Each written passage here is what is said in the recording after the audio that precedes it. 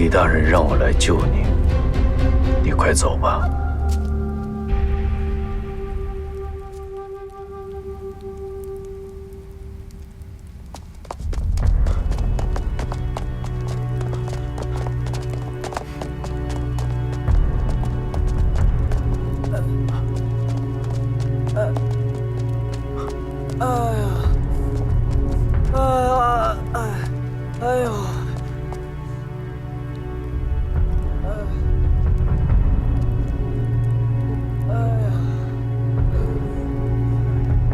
我说，都被打晕了。哎呀，回大人，我被人打晕了。哦，我也被打晕了。刘大人，大人，葛春儿，你这怎么个意思？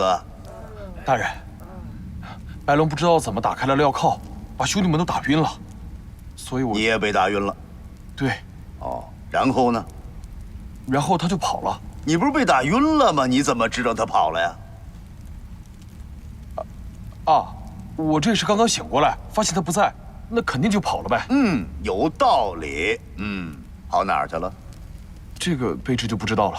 不知道，不知道，赶紧找去啊！哎，我这就去，啊，这就去。行了，行了，各位，挨打辛苦，都散了吧，散了吧！啊，谢谢，谢谢啊！都散了吧。谢谢大人。都散了吧。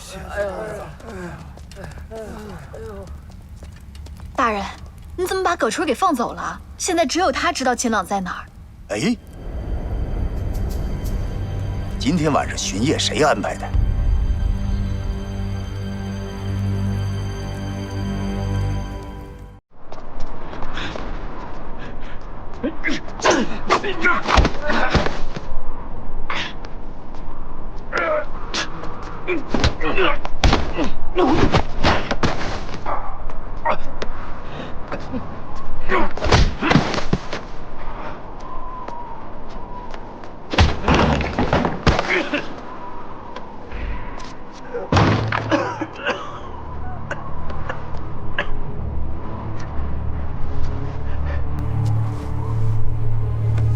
是不是你杀的我大哥？谭川就是我杀的，杀谭川的龙星镖就是我的。还有，我跟李尔多已经达成了协议，只要我杀了五大家族，刘墉在东昌府就没有立足之地。都是我干的，全都是我。还有什么想说的吗？没了。你敢杀我吗？你杀了我，你也跑不了。那我就成全你。秦朗，把刀放下，这没你事儿。你不能一错再错。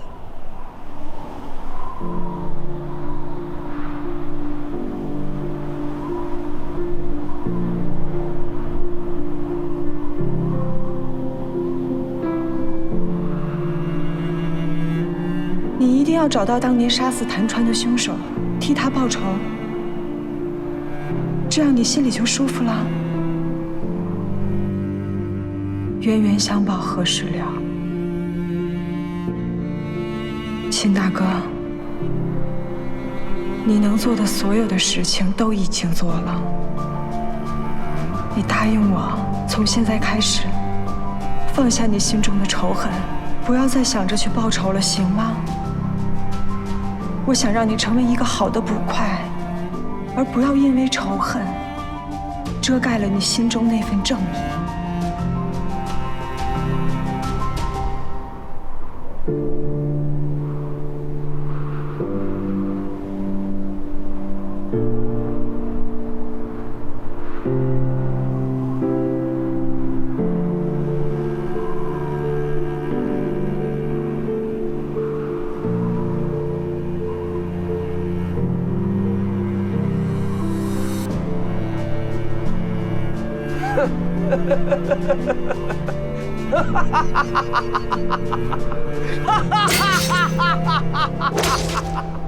怎么样？不敢杀我吧？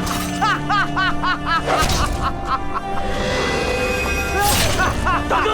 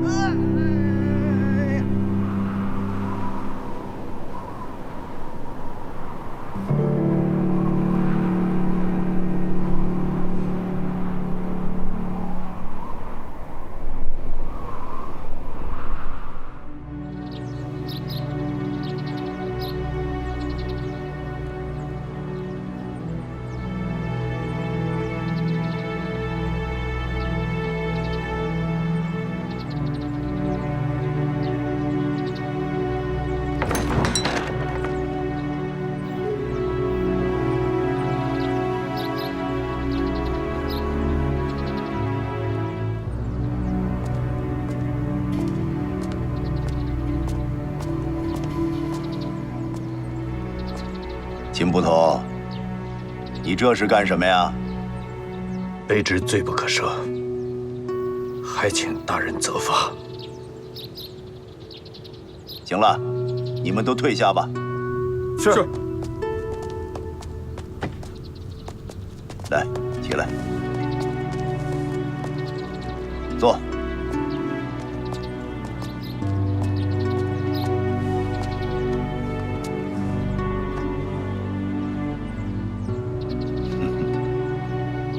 行了，秦捕头，这个事儿已经过去了。草上飞是不是告诉了你，李耳朵的管家就是白龙？可卑职毕竟……行了，不说了，这事儿过去了。此事有悖法理，但是情有可原。可眼下最要紧的还是李耳朵这个案子呀。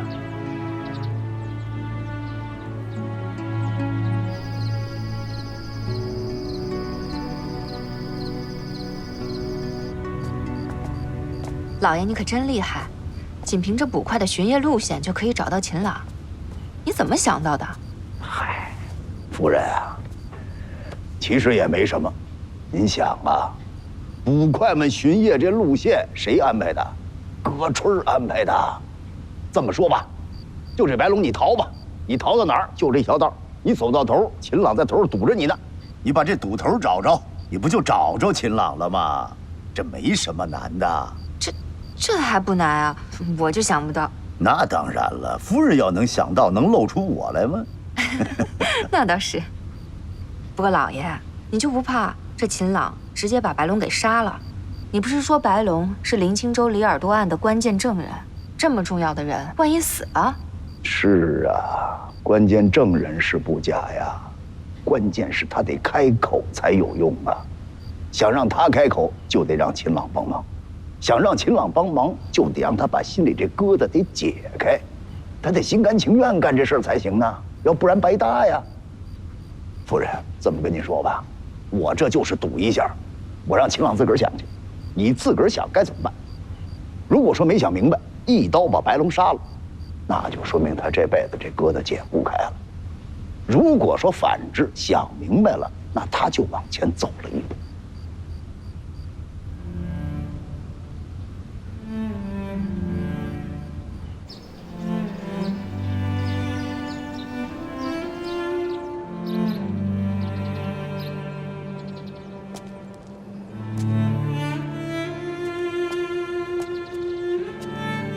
向老板，你怎么来了？回禀大人，白龙我认识，我有事要问他。白兄弟，请。白兄弟，现在时机还不成熟，东昌府非比寻常，障碍太多，需等我逐一清除才可。2年了。为了演这场戏，兄弟们付出的代价实在是太大了。是，我觉得不宜拖太久。可是，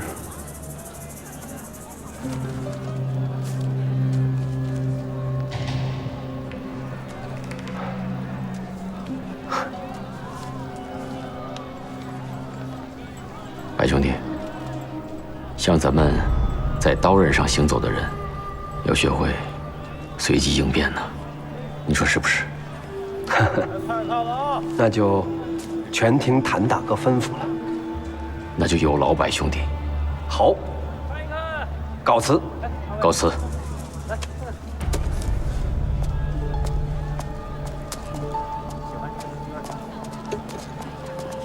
谭大哥，月容。你怎么在这儿？刚才那人谁呀？哦，荣城过来的兄弟，我给他些银两，好让他另谋他处谋生。荣城受灾，这受苦的百姓本来就很多了，是，再加上山贼无恶不作，你说让百姓怎么活呀？放心吧，自古乱世出英雄，到时候定有能人出面解决此事。都不错啊。慢走，客官。哎呦，客官，客官，哎，您想吃点什么？哦，一盘红烧肉，一盘竹笋。好嘞。哎，对了，她可是你们老板娘。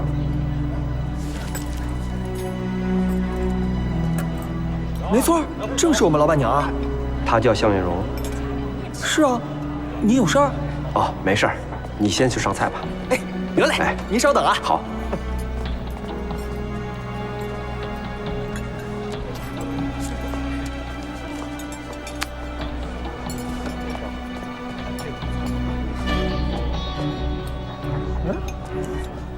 一会儿有客人来，先摆好，去。有个人留下一封信就走了。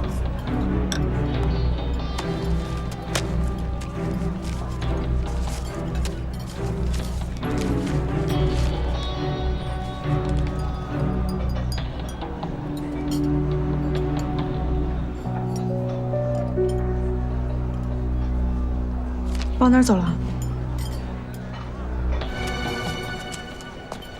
大嫂，恕在下不能告知实情。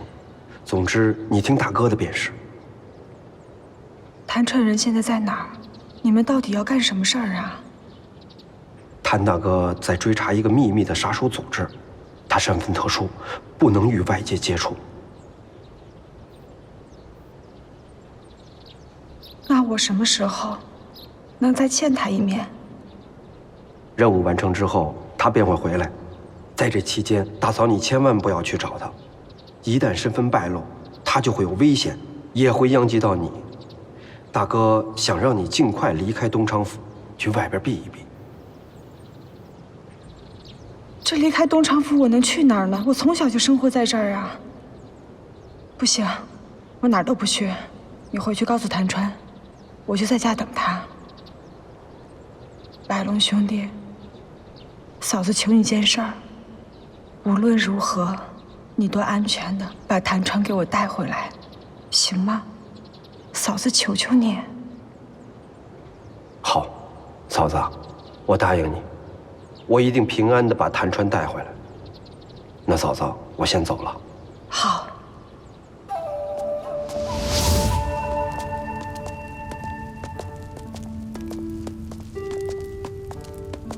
这儿。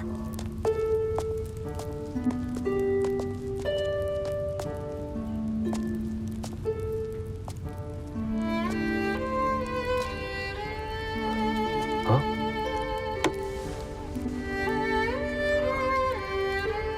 嫂子，你怎么来了？你和谭川不是答应过我，不再做这行了吗？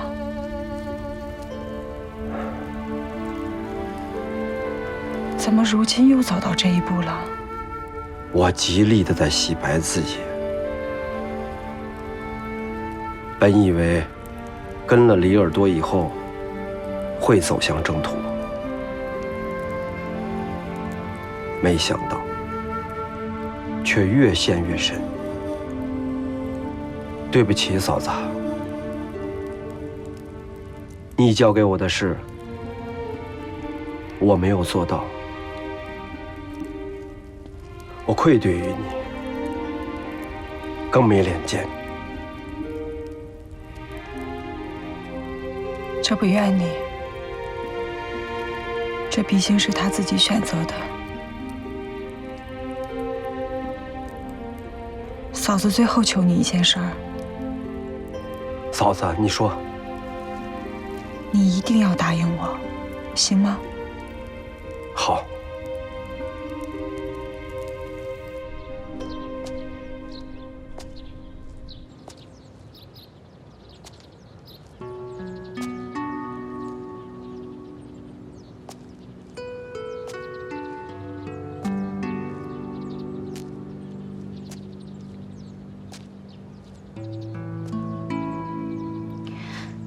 夫人，老爷怎么那样啊？哪样啊？就那样啊？哎，我就是觉得这对向月荣挺不公平的，她也挺难的。向月荣啊，确实是挺不容易的。她一个女人家，丈夫死了，留下她一个人，感情又不能表达，什么事儿都憋在心里，确实是挺难的。是啊，所以我才担心老爷这么做也会让她伤心的。哎，你说，索伦图包围我们那会儿，她还挺身而出了呢。你放心，老爷这么做啊，自然有他自己的道理。我了解他，他是绝对不会伤害任何人的。而且老爷看人多准啊，什么时候用什么样的方式，该做什么样的事，他清楚着呢。那我就相信老爷。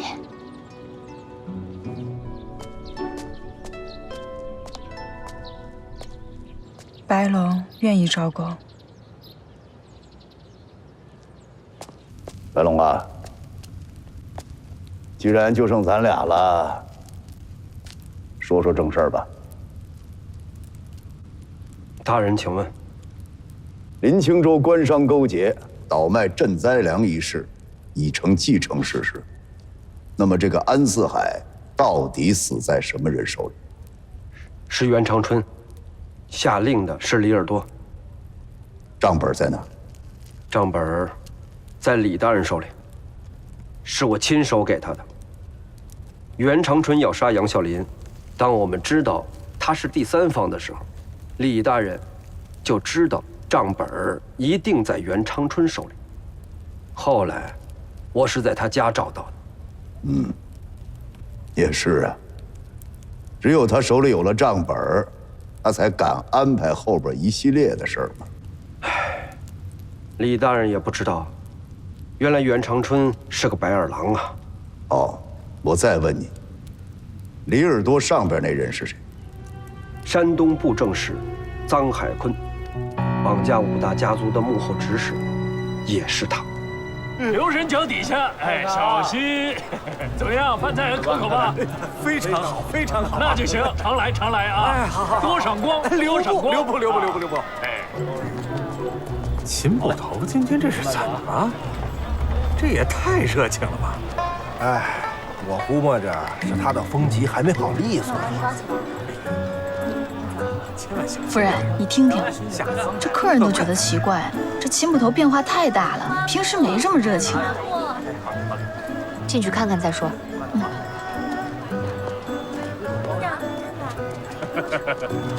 您慢走，您慢走。秦朗，哟，夫人，邱姑娘，你们怎么来了？你忙着呢？啊，这不是衙门没什么事儿吗？我过来帮帮忙。大哥。哎，来了。夫人，小二，快，来！我跟你说啊，这2位可是贵客，给我招待好了啊。好嘞，夫人，我一会儿再过来。你快去忙吧，你快去忙吧。好嘞。哎呦，这不是知府夫人和邱仵作吗？您2位来了，来里边请，里边请。客官，慢用啊。喝点水。哎，谢谢。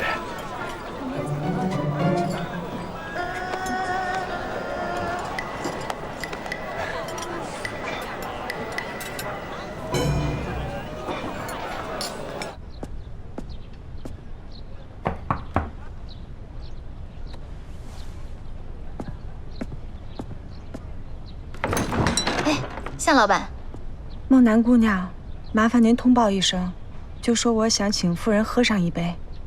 别通报了，向老板，快进来吧。谢夫人。快进来吧。来，快坐。夫人，我给您满上。你这酒楼啊，经营得真不错。我自己来。你看这楼底下生意真好。谢谢夫人。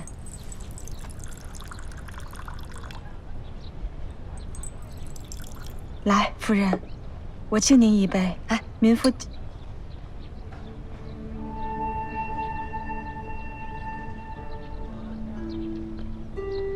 哦，我是不是喝急了呀？你看，这有话要说吧？是，民妇是想说啊。哎，什么名副名副的，都把自己给叫老了。来，咱们再干一杯。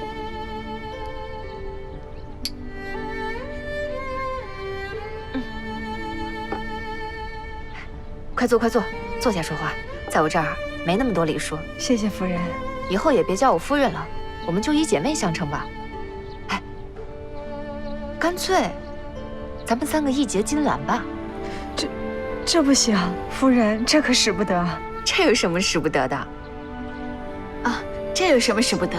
夫人可是格格，咱们要是一结金兰以后，向老板，那你也算是皇亲国戚。咱们3个谁大啊？应该是我最大吧？那你就是大姐，我是2姐。哦，那我是3妹。来，咱们俩敬大姐一杯。来，大姐，我给你满上。来，干杯！干杯！敬大姐。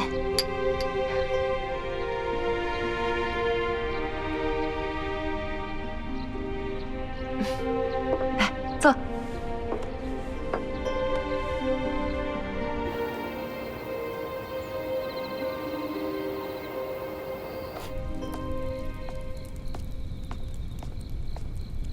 来，喝点水吧。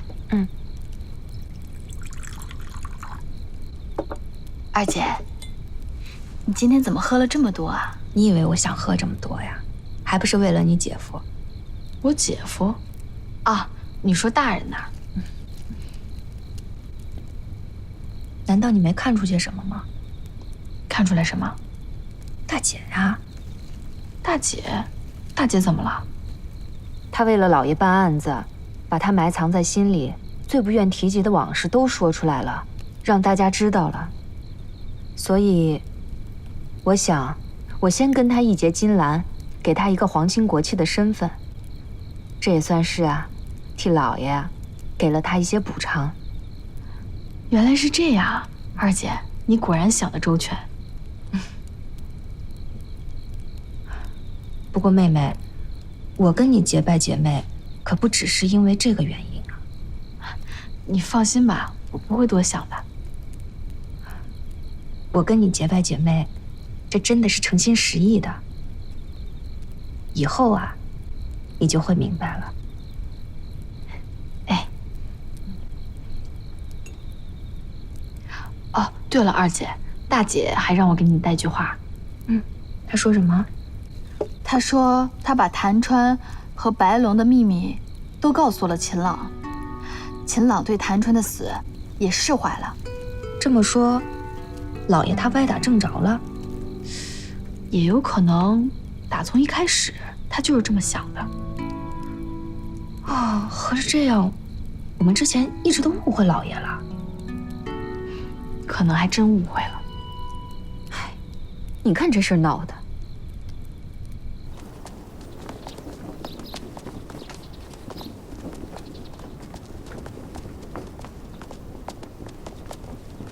众位爱卿，知道朕为何今日如此愉悦吗？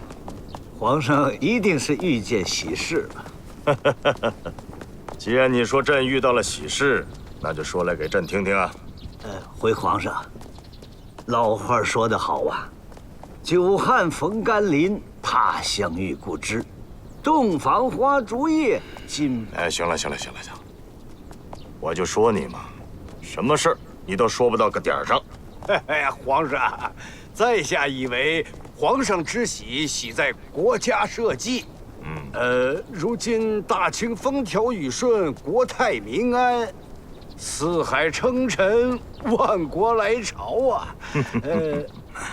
我说啊，这四海称臣，万国来朝，是我大清国将来的态势，算不了什么喜事。是。不知道是不是皇上昨天又写了一幅好字啊？何爱卿啊，不亏你真懂得朕的心意啊！来啊，把昨天写的字给大伙儿看一看。好，真好。喝点这个。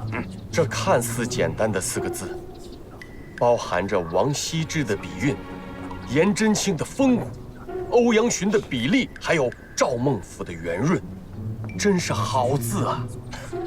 皇上，忧国忧民，以天下为己任，即便是上寝之时，都不曾忘记百姓苍生，实乃我大清之福，可歌可泣，感人肺腑啊！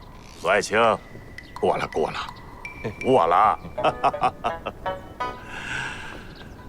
好，收起来吧。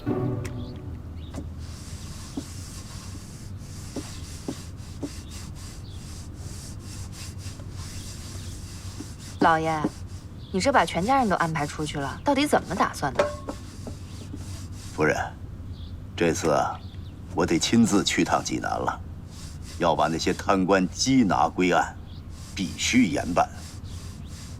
你想啊，咱们要造福山东百姓，可是贪官手里那点财产，他就是从老百姓嘴里抠出来的，他能轻易撒嘴吗？他？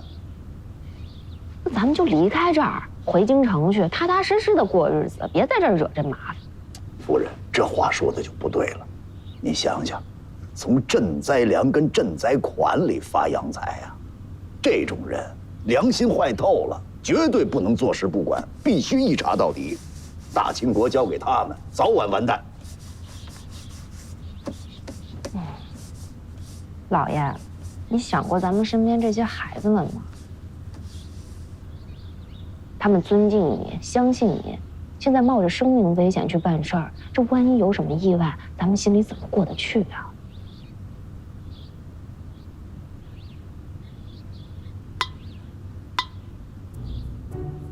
有国神呢，夫人放心。老爷，你有什么办法？我听听国神怎么说。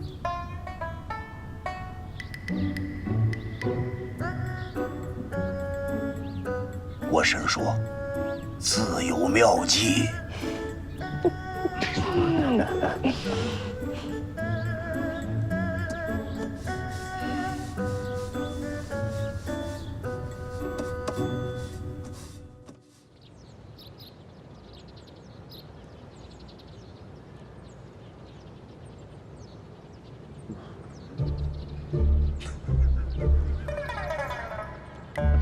嘿，这有那么可笑吗？这个，哎，这好笑吗？副大人，这个啊，嘿我，刘大人呀，刘大人，真是难为您了。你这甭难为不难为啊！现在赶紧想辙，怎么办？东厂府我是回不去了，您给支个招吧，您这个啊，那回不去不是挺好吗？就在济南避避风雨。哎，我说啊，咱可别起哄啊，这火都快上房了，这个你这。嘿，你这人怎么这样？你怎么还乐呀？你这好，不笑。对不起。那个刘大人，说实话，这事儿我真管不了。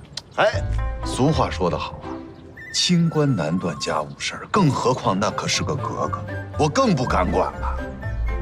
得嘞，那算我找错人了啊！反正东厂府那么多事儿，他就积着，反正我也办不了。我呀。我凉水沏茶，我跟您这儿泡泡。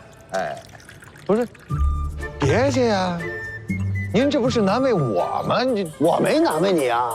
你刚才说的不是跟你这儿避避风头吗？我这是答应你而已呀。嘿，您在这儿等着我呢。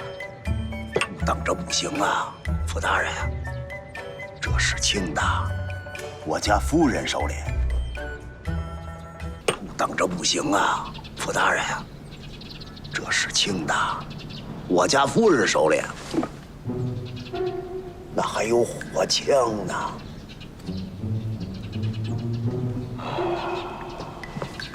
哎呀，行吧，那我就陪您去一趟东厂府。那倒是也行，去一趟也可以，可是您得把夫人这气儿给消了。您不知道啊。他现在呀，他出了点男女之事，你哟，刘大人您别嚷嚷，在东昌府，不是有个小丫头跟着我吗？就那女仵作，我知道了，邱梦楠，对不对？果然是他。对，这什么叫果然是他呀？压根儿没这么档子事。行了吧，刘大人。嘿，我上次来就发现您跟他不对劲。哎呀，没想到啊，刘大人。嘿，傅大人，我刘墉对天发誓，绝没有这回事。有是你孙子。行吧，不管是真是假，反正我还是那句话，这件事情很难办。依我之见呀，您还是快点把蔡永昌的事儿上报到朝廷，争取早日回京，这样格格就断了念想。是啊，是说这么办的，可是我这不是还没审呢吗？让人给打出来了。我不是已经帮您审过了吗？哎呦，那哪成啊，傅大人，那是您审的。回头皇上一问起来，问我什么，我一问三不知，这成吗？再把蔡永昌押回去，皇上一见面再，这不全露馅了吗？这个是，哎，可问题是，这甭问题了，现在就一个办法，就您的话，我跟您这儿啊暂避风头，走一步算一步吧。啊，哎，看来也只能这样了。行，那我就派人通知驿馆，把您的行李搬过去。驿馆哪行啊？第一，这是私事儿，我得自个儿掏钱；二一个，驿馆太好找了，这夫人，明白吧？自个儿找地儿，自个儿找地儿。那您就自个儿去驿站了。好。哎呀，随您。哎啊。哎，还是挺严重的。可不啊。我帮您看看到底是伤到哪儿了。你听，哎，黑我啊！真的。不是，我知道是真的呀，但是我没想到这么严重啊！你以为呢？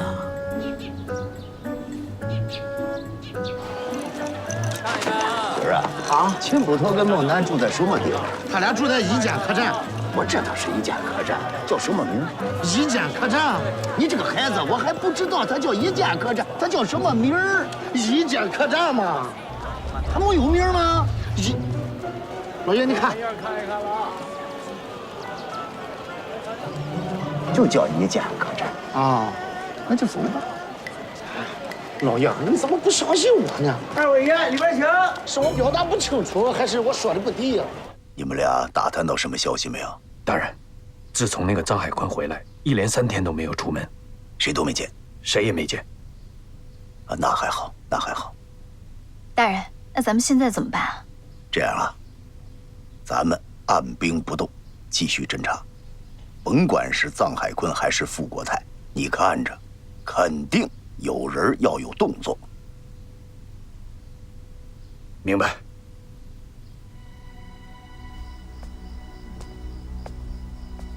大人，回来了。大人，臧大人他不见我们，怎么可能呢？你没递上我的供贴，我都禀报了，大人，我在那儿等了1天1夜，他就是不见我呀。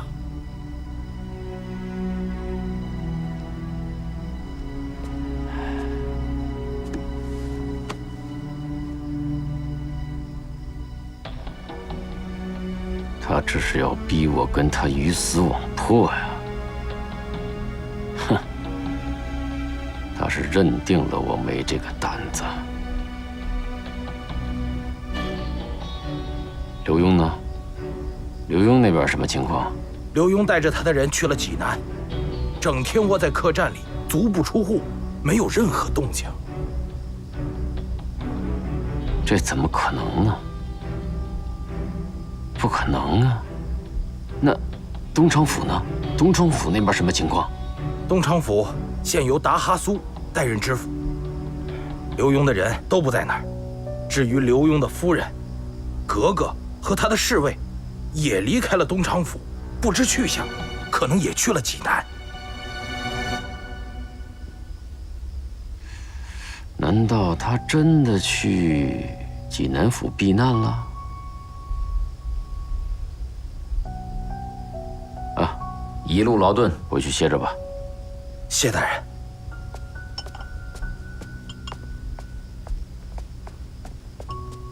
知州大人，什么事儿啊？慌慌张张的。山东布政使臧大人的侍卫张英求见。这。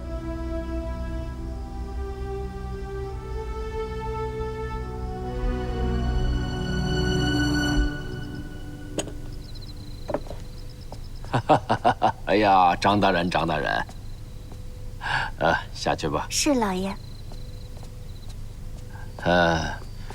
张大人，风尘仆仆，这是又有何贵干呢？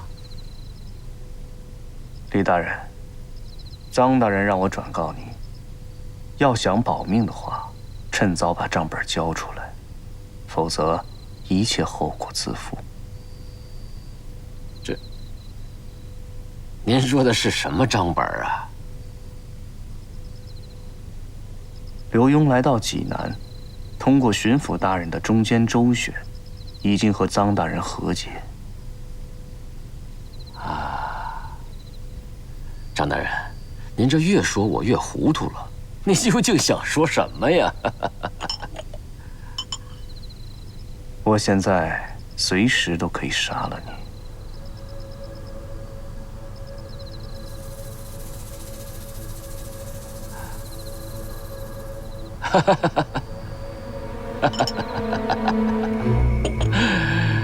张大人可真会开玩笑啊！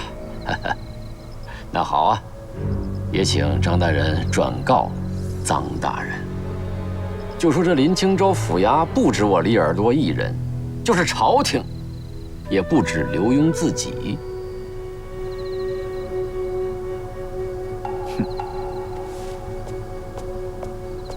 张大人走好。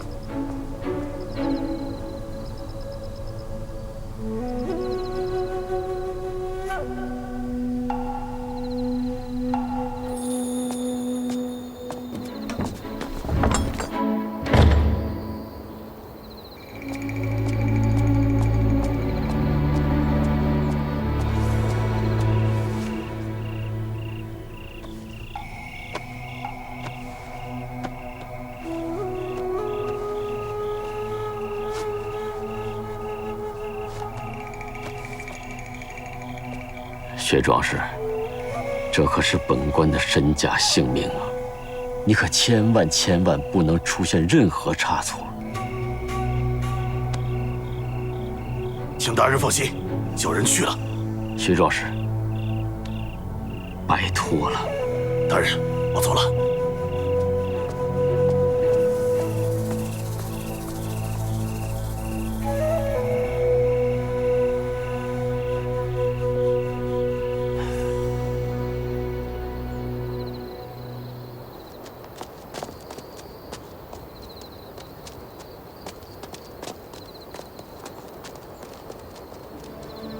我去济南后，你带子枫去林清州盯着李耳朵。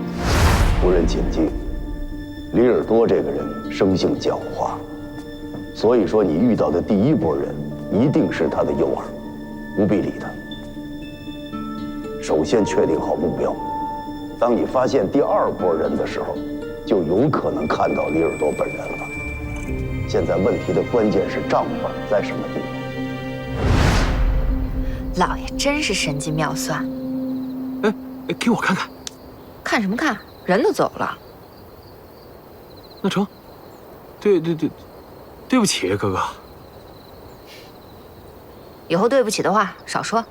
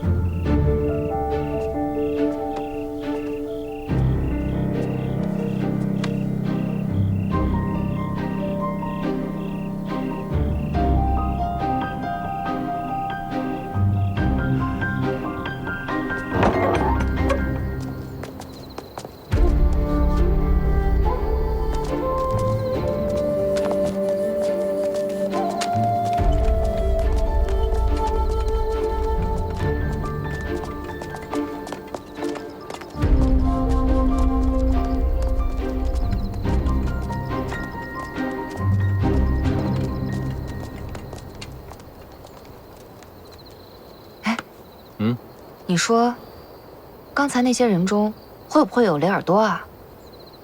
格格说有就有，格格说没有就没有。嘿，这办案子呢，你能不能上点心啊？要是人人都像你这样，怎么办案子啊？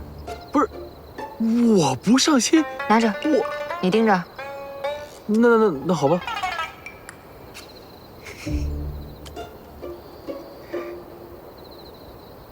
哎呦，这东西看的是远啊！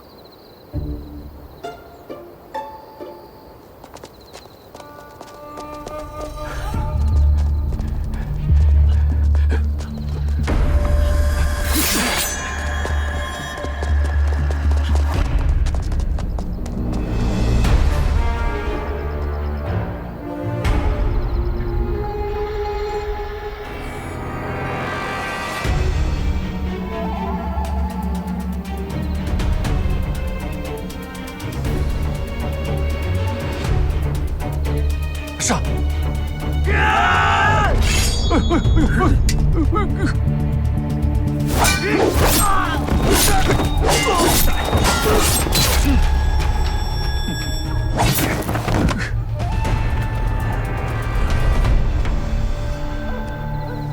李大人，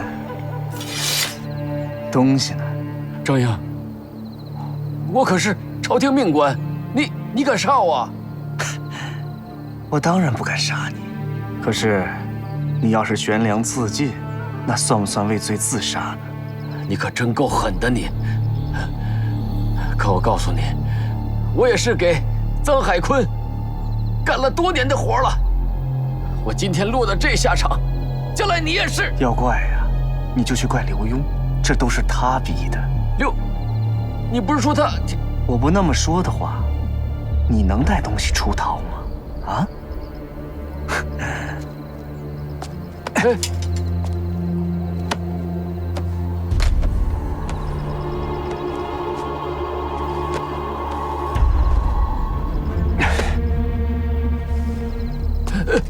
东西呢？你想找什么东西呀？你说你个大内侍卫，连个人都盯不住，要你有什么用啊？又不能怪我呀。怎么就不怪你了？哎，您要早把那望远镜给我，能逮不着人吗？哎，对不起，站住！何师，你什么人啊？哦，我只是个路人。三更半夜的，一个人在这瞎溜达，你这要去哪儿啊？我说，你的银票是不是偷的？这大胆！孤男寡女的大半夜出来闲逛，你们是哪条路的？哼，不知道我是谁吧？告诉你，我是临清州府的师爷。怕了吧？怕了就给我滚！根据我对李尔多的了解，此人虽然生性狡猾，但是他胆小，他不敢把账本放在他自己身上，因为如果一旦那样的话，被抓住就是人赃俱获。不然，一定要注意，当你看到单独出现的一个人的时候，你就有可能看到那半本账本了。子枫，就他了。好嘞。何爽，别动。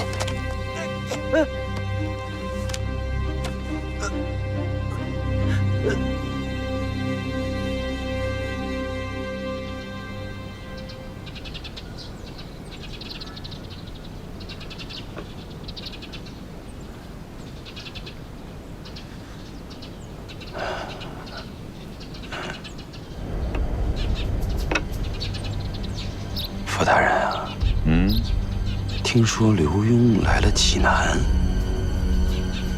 对啊。那他来干什么来了？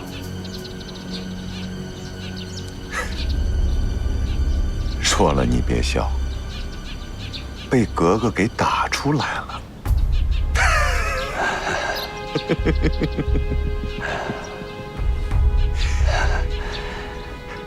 仅此而已嘛。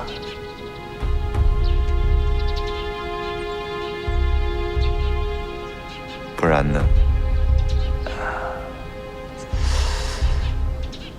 我觉得他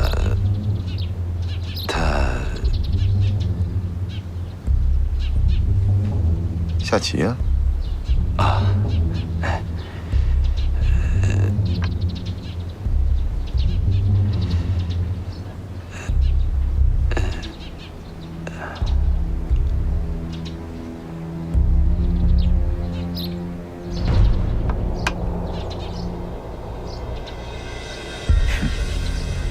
曾大人，这棋走得太丑了。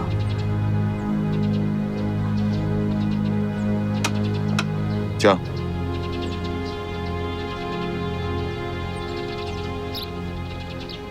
臧大人啊，官场上浮浮沉沉，就像这棋盘一样，有的时候看上去是一步升棋，其实呢，它会让你变成死局。所以，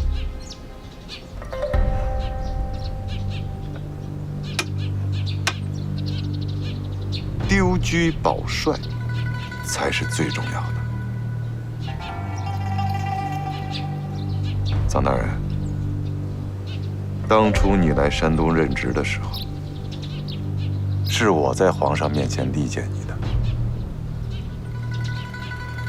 现在这个事情闹到这个地步，只有刮骨疗伤，没有其他办法了。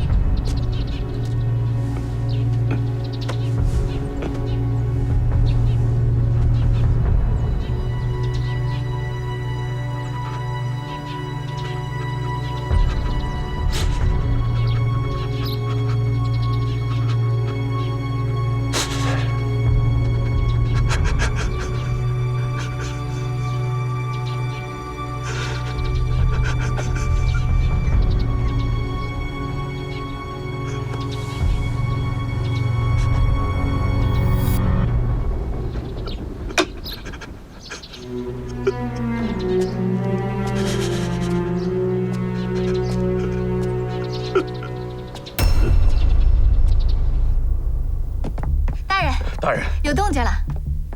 怎么样？傅国泰今天晚上请臧海坤在巡抚衙门吃饭。就是他了，来坐下。大人，您的意思是？大家想想啊，臧海坤回来3天了，闭门谁都不见，他琢磨什么呢？要么他要求助于傅国泰，要么他就是要跑。所以傅国泰一定会有所行动，他们已经知道咱们来了。大人，我和孟南向来都是很隐蔽的，他们不应该发现啊。对呀，我跟喜儿可是大摇大摆走进来的呀。那您想说什么呀？咱们反过来啊，再说这傅国泰。假如说这傅国泰跟这件事情有关系的话，他会怎么对待这臧海坤呢？一个是帮忙，一个就很难说了。您就说我们怎么办吧。这样啊，今儿啊，一会儿你跟我去衙门见这傅国泰，我请他吃饭，把他引到外面去。你们2个人呢，见机而行，发现臧海坤，立即抓捕。明白。事成之后，连夜出城，咱们平安镇见面，记住。明白。好的，大人。走。夫人，您怎么这会儿来了？我不能来吗？没，我知道你一直都觉得我是个累赘。没有，夫人，我从没这么说过。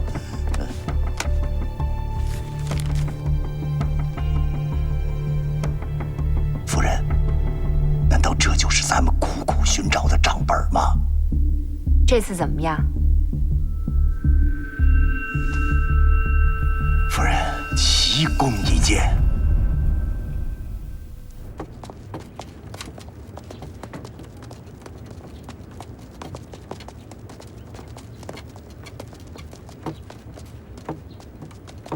好，落轿。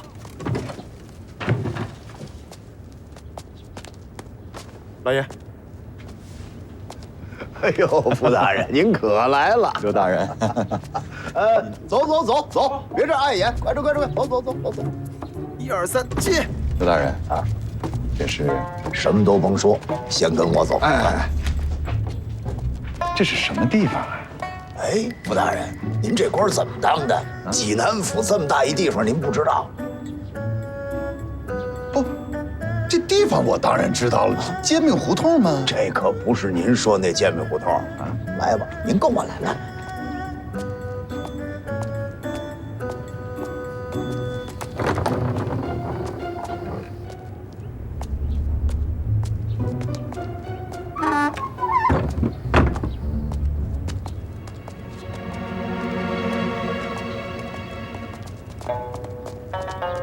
老爷，福台大人，都安排好了。放心吧，老爷，就等您2位了。福台大人，来，请。好，去门口盯着去。哎，福大人，请。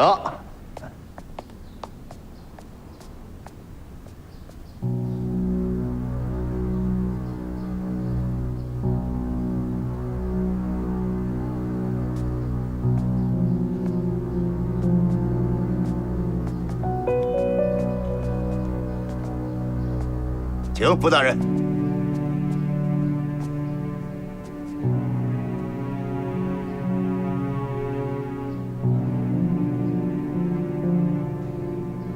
刘大人，这是什么地方啊？福大人，这就是你们济南的地方啊。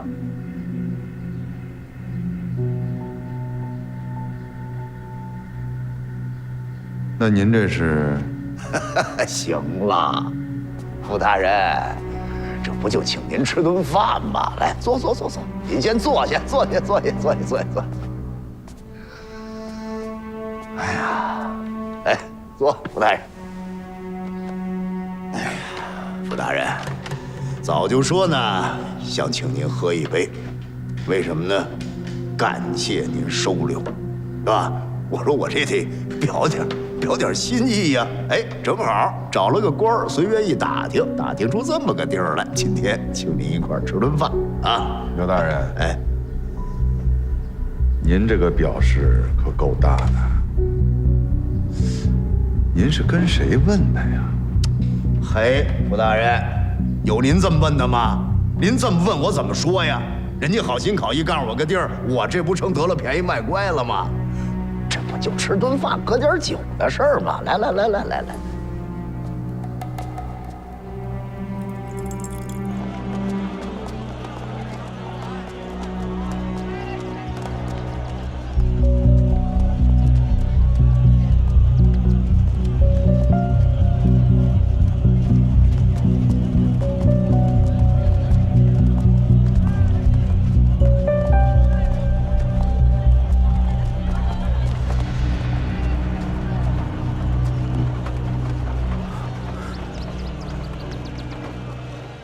臧大人，刘大人有请。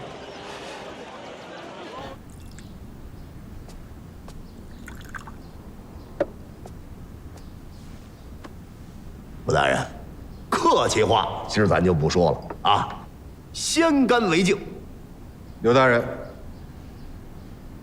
等会儿再喝。这个地儿到底是谁跟您说的呀？不跟您说了吗？随便找了个官问了问嘛，就是。随便找了个官？那您的意思是说，我济南府遍地是贪官啊？没，我可没这么说啊，没这意思。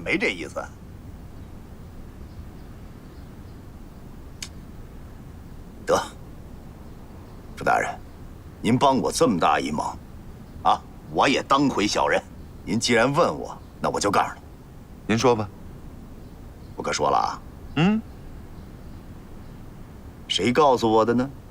临清州知州李耳朵。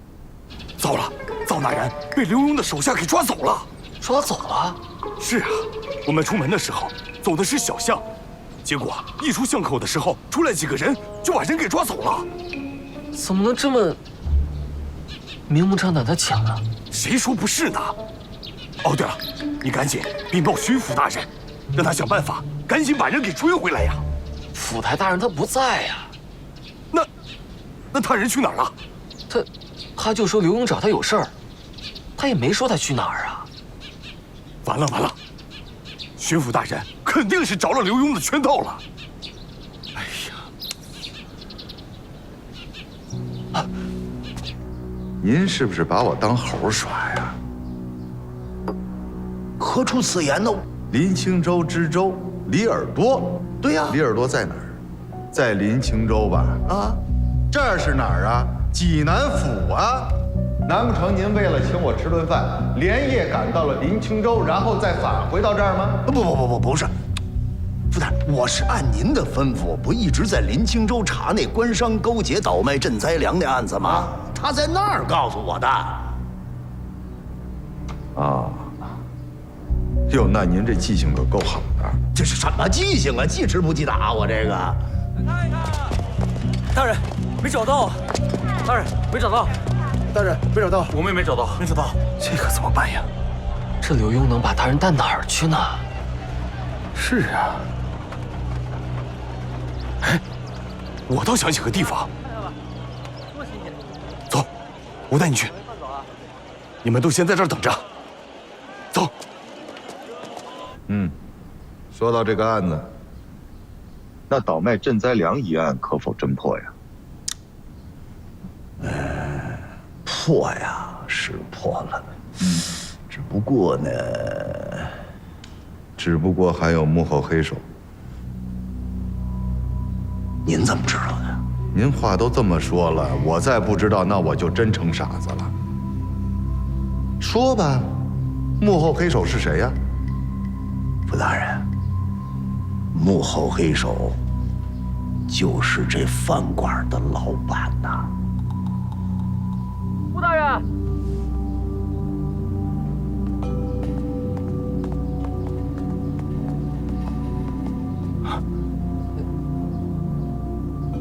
你们怎么来了？臧大人出事了。臧大人出事了。傅大人，实不相瞒，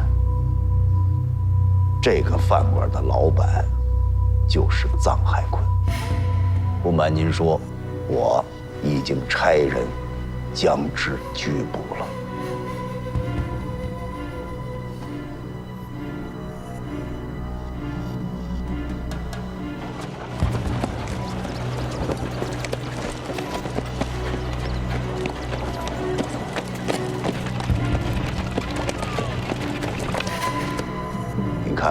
您看看我这事弄的，其实要说这案子，它跟您没关系。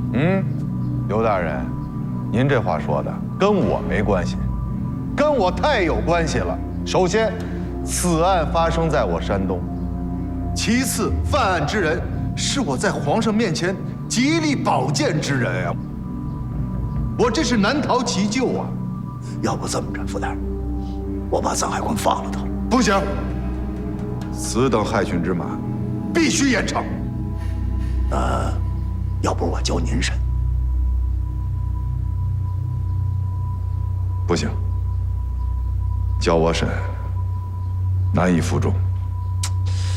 你看我这事儿办的，我这，哎呦，这怎么办呢？刘大人啊，还是您审吧，无论什么结果，直接上奏给皇上。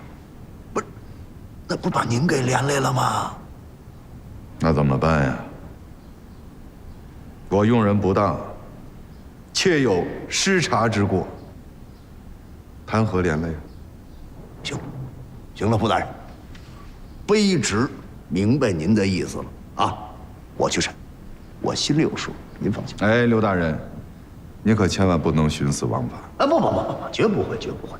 审的整个过程有了任何结果，我随时差人向您禀报。那就有劳刘大人了。嗯，哪里？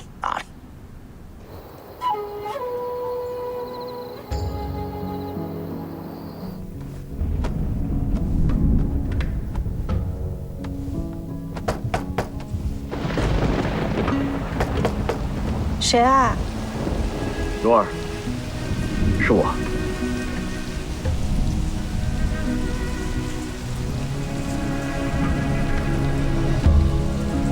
蓉儿，是我，谭川。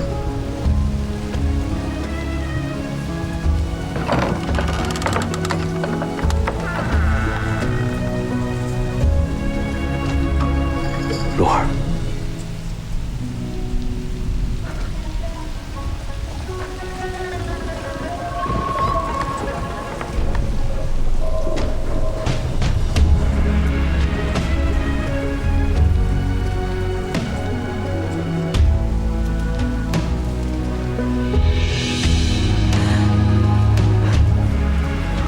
川哥，蓉儿，你不是已经……蓉儿，很多事情一时半会儿说不清楚，以后有机会我再告诉你。对了，最近我要出门办一件事情，在我回来之前，我活着的消息不能告诉任何人。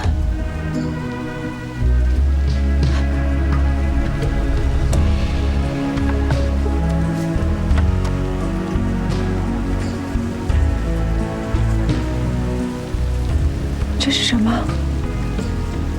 这是一本记录朝廷通缉要犯藏身之处的要册，也是我这次回来要办的事。蓉儿，记住我说的话，不能向任何人提起此事。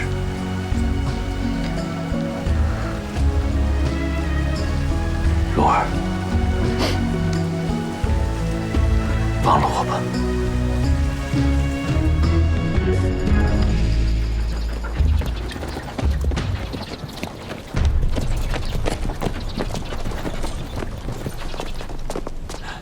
大哥，藏海坤抓着了。抓着了，车上呢，押下来吧。五子哥辛苦了。哎哥，那刘大人什么时候到啊？今天就到，叫兄弟们都准备下。行嘞。孟南姑娘，那大人没为难你吧？没有，就是跟我翻了一路白眼。走，快点。布政使大人，多有得罪了。走。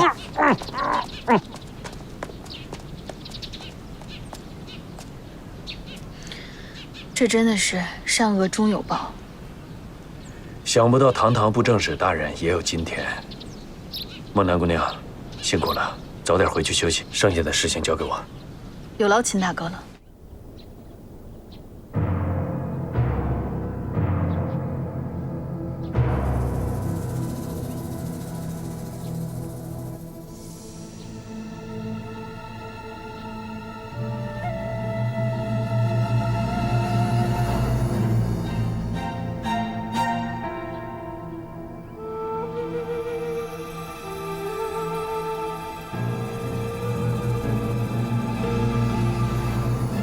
大人，该吃早饭了。大人，这刘墉忒不是个东西了，不但把蔡永昌给咱送回来，还把臧大人……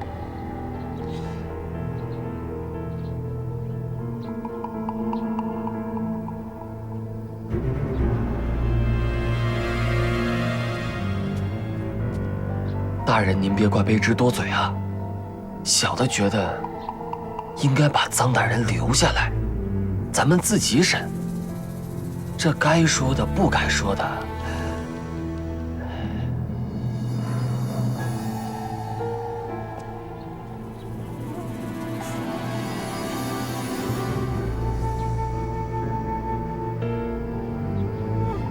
吃饭。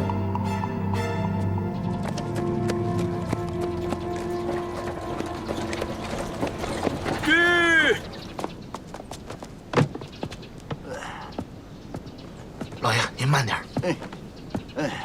行了，这就是平安镇了，大家喘口气啊。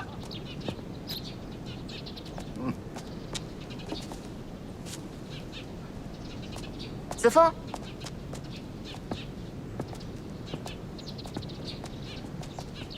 着什么急啊？我去看看他们准备的怎么样了。你是去找孟南姑娘的吧？我没有。别装了，我可跟你说，以后你离孟南姑娘远一点。她现在可是我的妹妹，皇亲国戚，你高攀得起吗？我怎么就……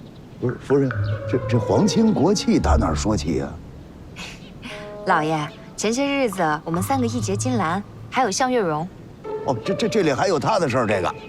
格格，照您这么说，那向月容也是皇亲国戚了，那秦朗他还不……你别提他，先说说你。我怎么了？我再不济也是个御前侍卫啊。反正你以后就离他远一点。要是让我知道你还像以前那样对他死缠烂打的，我可饶不了你。哎，夫人，这就是你不对了。你看人家子枫啊，玉树临风，武艺高强，年纪轻轻，你拦着人这干什么呀？行，爱怎么着怎么着吧。哎，什么叫？那这，夫人这都同意了，赶紧走吧，就。哦，那谢刘大人，甭客气。哎，慢点，别跑。哎。夫人，你为什么拦着人家子枫去找孟南姑娘啊？哎，我来。你说你一个女孩家，哎呀，我来吧。你这也太多你一个了。女孩家，我没事，我是男人嘛。行啊，别磨叽了，快，搀着夫人歇会儿，快，过来，搀着夫人啊，在前面休息一下，快。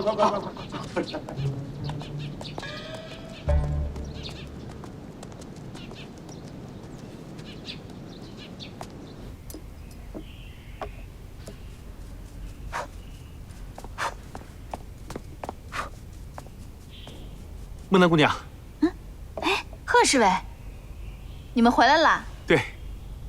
那我去找大人。哎，别啊！刘大人跟臧海坤有事儿要聊。哦，那我去见见夫人吧。哎，等会儿，格格她一路上很辛苦，刘大人说了，让咱们抓紧时间赶快休整。哦，那你坐会儿吧。哎，好嘞。我给你倒点水。谢谢邱姑娘。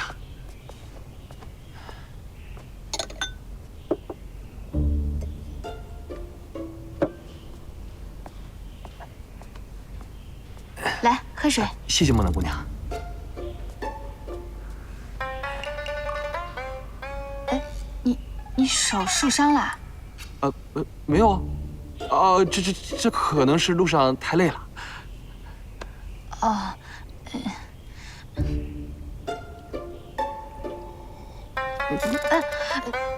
没事儿，没事儿。你们这一路真是辛苦啊。没，不辛苦。孟南姑娘啊，我有东西想送给你。送给我啊？我在济南特意给你挑了一个荷包，可香了，你闻。荷包？哎，你怎么知道我喜欢这个味道？真的，我就是随便啊，随便一猜，就猜中了。那还真是猜得挺准的，谢谢你啊，子枫。你刚才叫我什么？你不叫贺子枫吗？啊，是啊，没错，子枫，这感觉有点儿。哦，你要是不习惯，那我还是叫你贺氏。别，习惯。谢谢你的荷包。香囊你喜欢就好。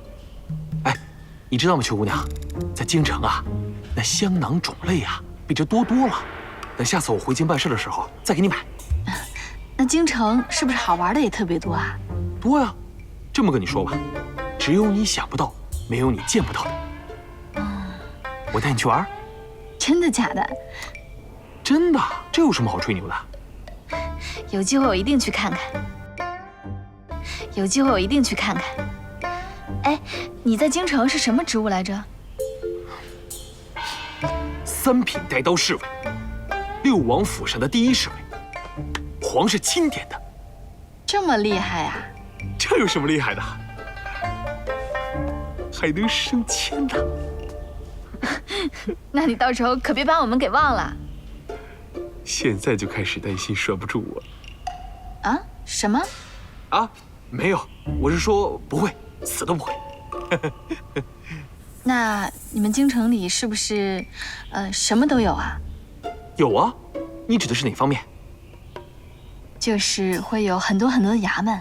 衙门有啊，你看啊，礼部、吏部、刑部、兵部、工部，还有大理寺、太常寺、鸿胪寺、光禄寺，外加上还有宗人府、顺天府，还有武城兵马司，还有……哎，子枫，哎，我还没说完呢，你等会儿。你说这些够多了，你说太多我也记不住啊。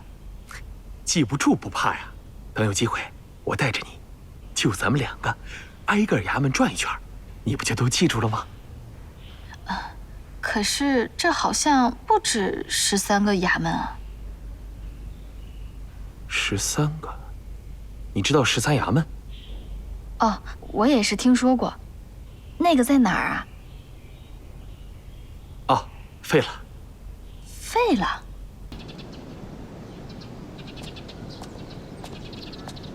大人。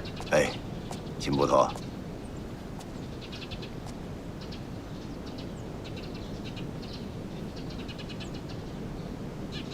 臧海坤怎么样啊？您放心，没欺负他。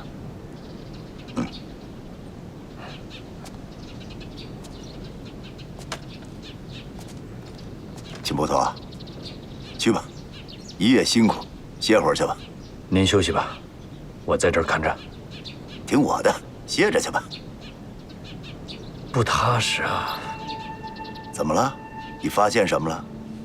倒是也没发现什么，就是觉得心里不踏实。没事儿，秦捕头，我觉着呀，至少在咱们回去的路上，咱们是安全的，放心吧。啊，傅国泰不能善罢甘休。是，那他能怎么着呀？咱们现在路程过半，他还能派官军来呀？那不等于把矛盾公开化了吗？这烂摊子他不好拾到，放心吧，歇着去吧。您分析的对。傅国泰不派官军，弄点地痞流氓，咱也受不了啊。反正这臧海坤1天不到家，我这心就1天落不了地。那辛苦你了。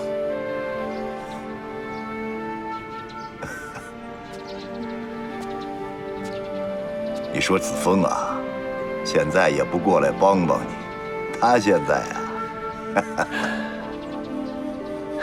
人之常情，大人。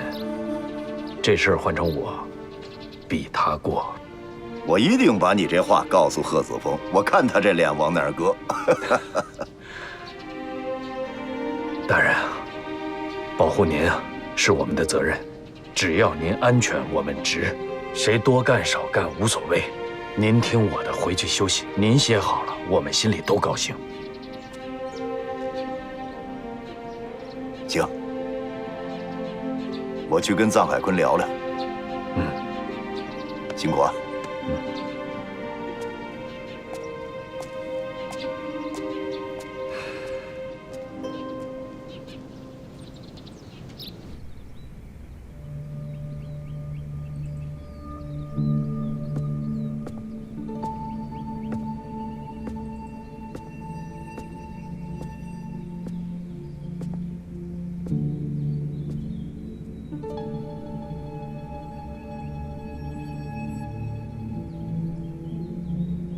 我不是说把臧大人请来吗？谁让你们在这儿围着的？我跟臧大人在这儿说话，你们下去吧。是。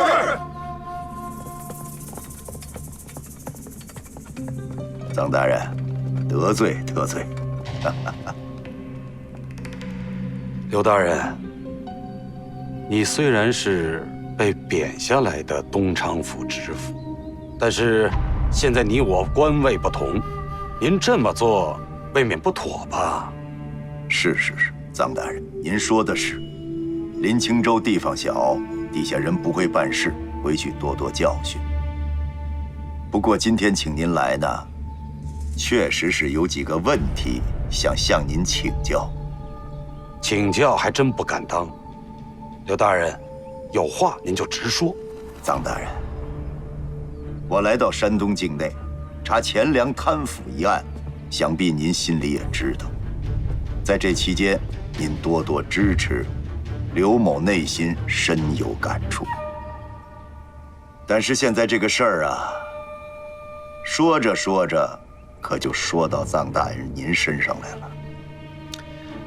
刘大人啊，话可不能这么说呀，您这话可是要负责任的，啊，如果没有证据，摊上个污蔑上官的罪，可不太好吧？那是当然，没有证据不能乱说话。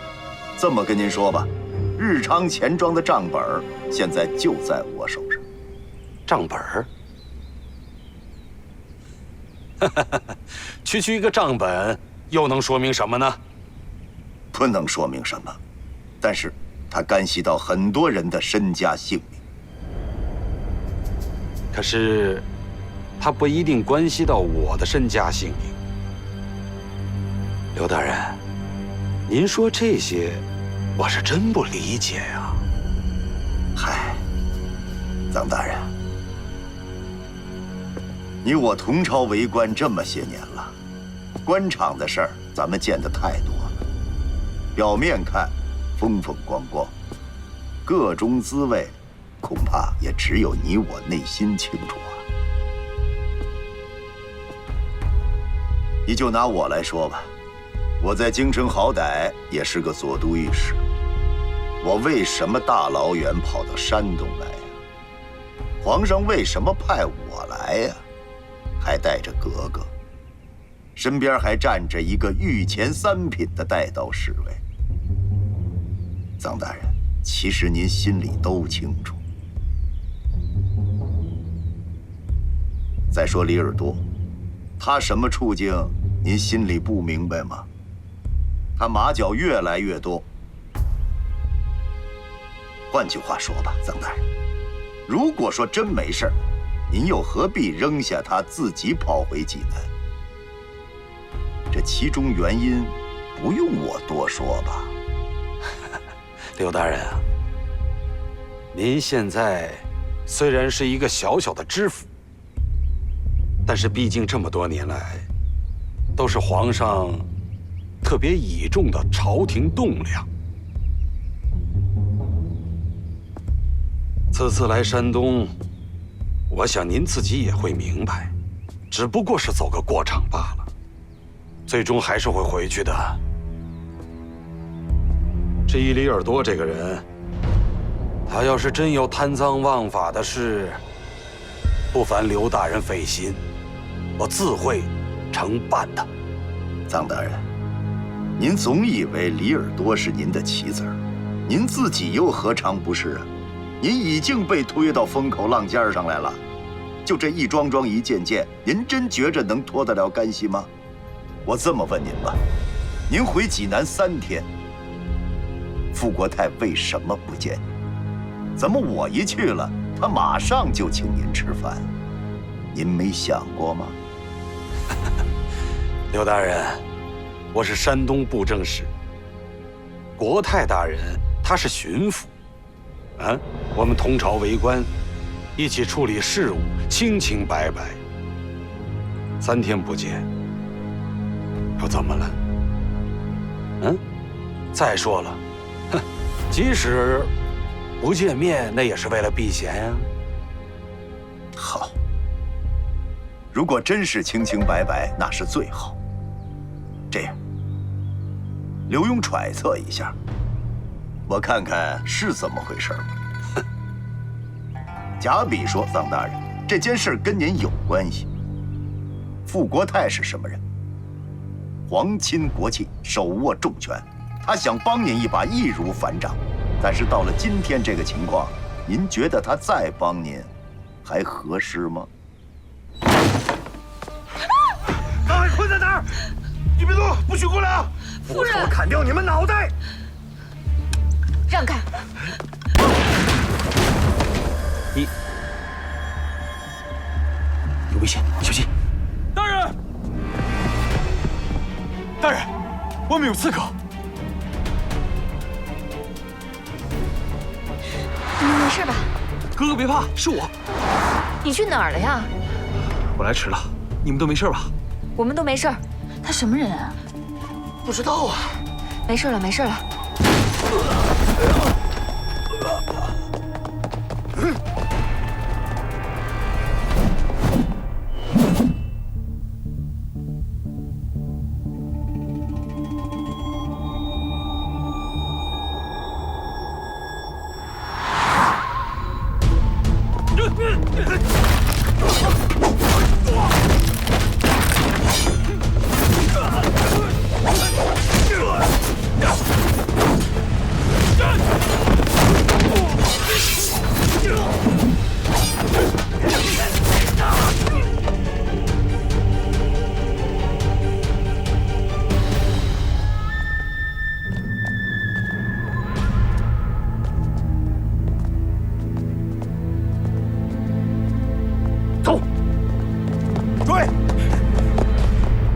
没事，让他们好好防御。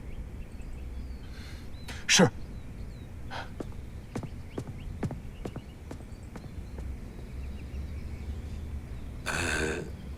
刘大人，这外围是？臧大人，我的人正在为了保护您的安全而拼命厮杀。还有，昨天恐怕傅国泰请您吃饭，也是个鸿门宴。我要不去搅局，您现在说句不好听的话，尸体一具。臧大人，舍卒保车，这在官场是常事儿啊。您只是不肯承认，您这么快就成了弃子儿罢了。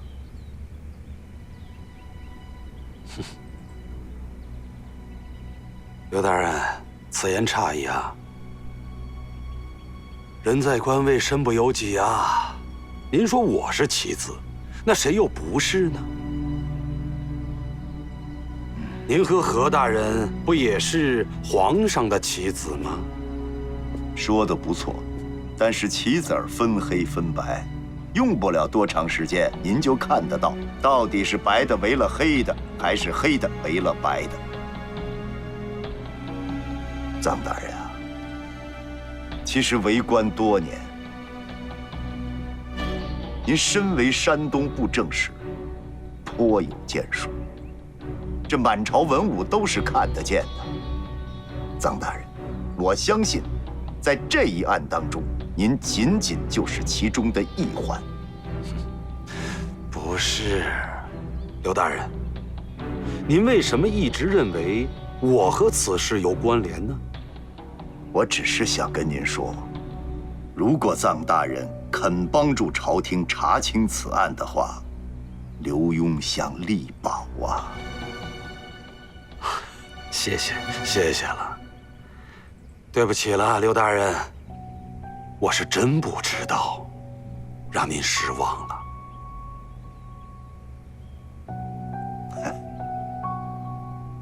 那好吧。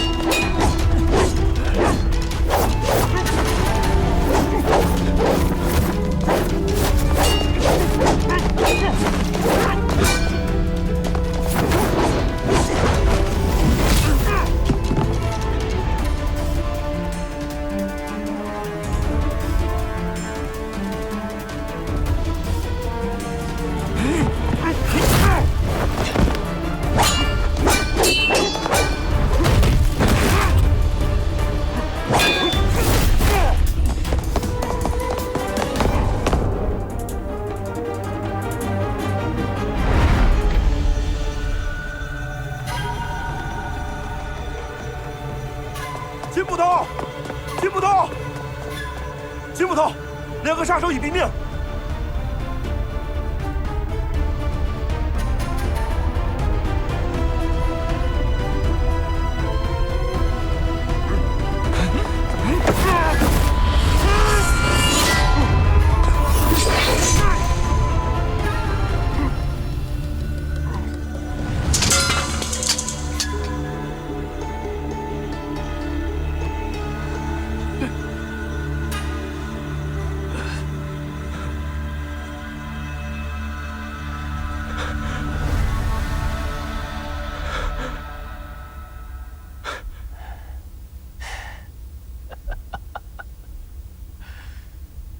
二弟，为什么？为什么？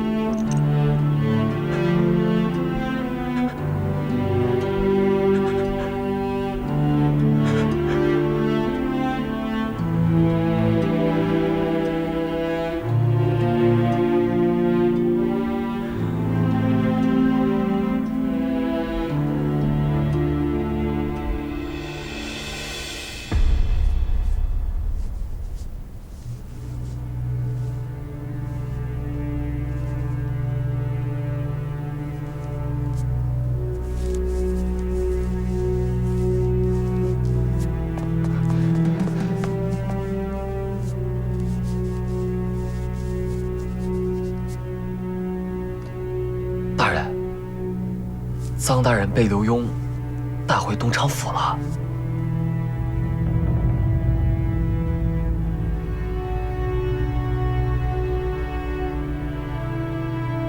这可怎么办呢？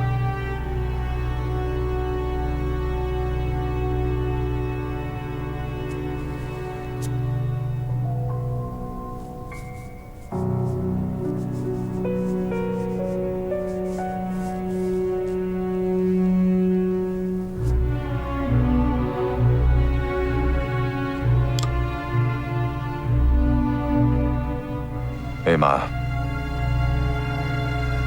本官要督审臧海坤。是。哎呦，晕得死我了！哎呀，哎，秦捕头呢？押嫌犯去大牢了。啊，赶紧扶夫人，扶夫人休息啊。哎，夫人请。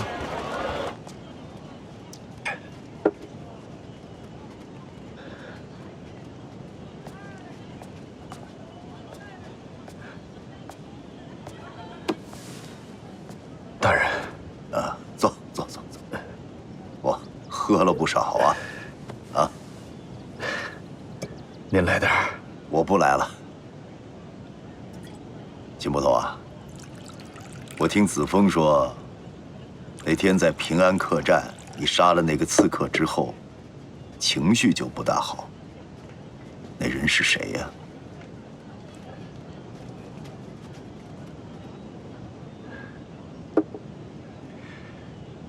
不瞒您说，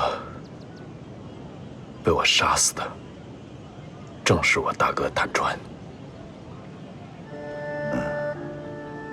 他就是谭川。大人，我跟您念叨念叨。从小啊，我们哥仨结义，大哥谭川，我排老二，老三是袁长春。我们那个时候就想，我们一定要除暴安良，帮助百姓。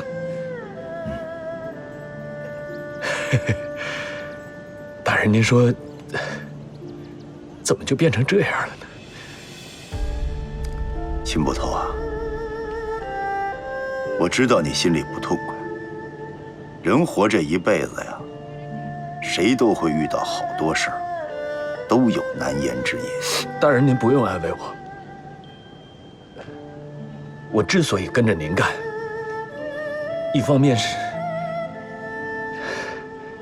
是想干点正事儿，另一方面呢，我也是想找到杀死我大哥的凶手，替大哥报仇。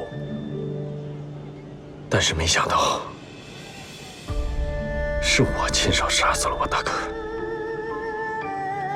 还有就是宾满楼开业的那天，袁长春也是死在我的刀下。啊，秦捕头，这还另当别论。袁长春呢，他是罪有应得，他还不是一个个人恩怨。但是我呢，我表面上成全了我大哥大嫂，但是我一直对大嫂有非分之想。我不是东西啊，但是其实我和袁长春没有区别，我就是个小人。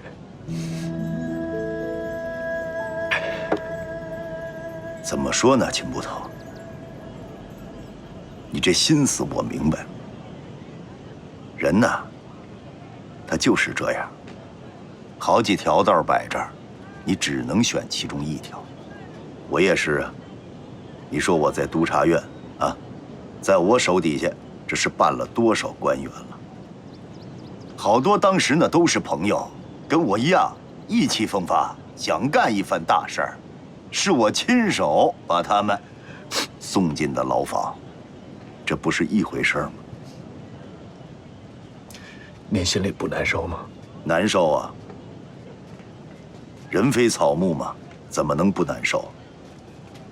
可是我这难受跟你那难受不一样，我不是因为私情，我难受在于一个人怎么就变恶了呢？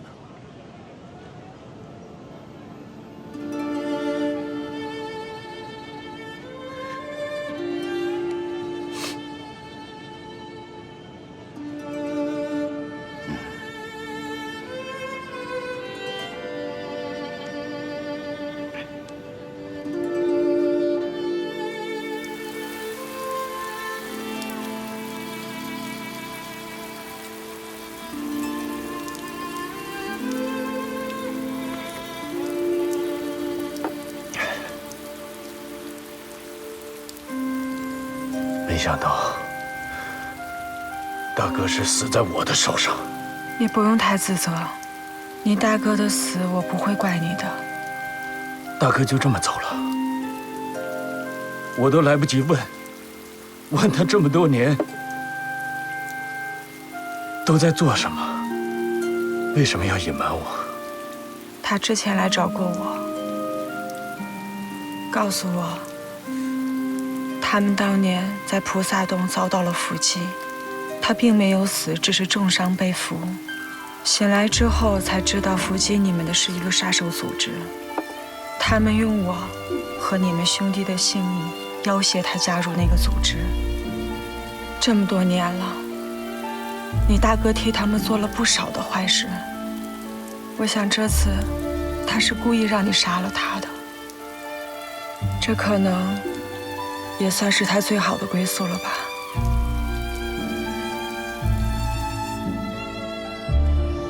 哎，刘大人，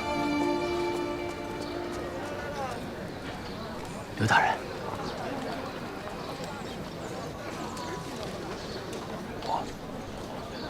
离，哎，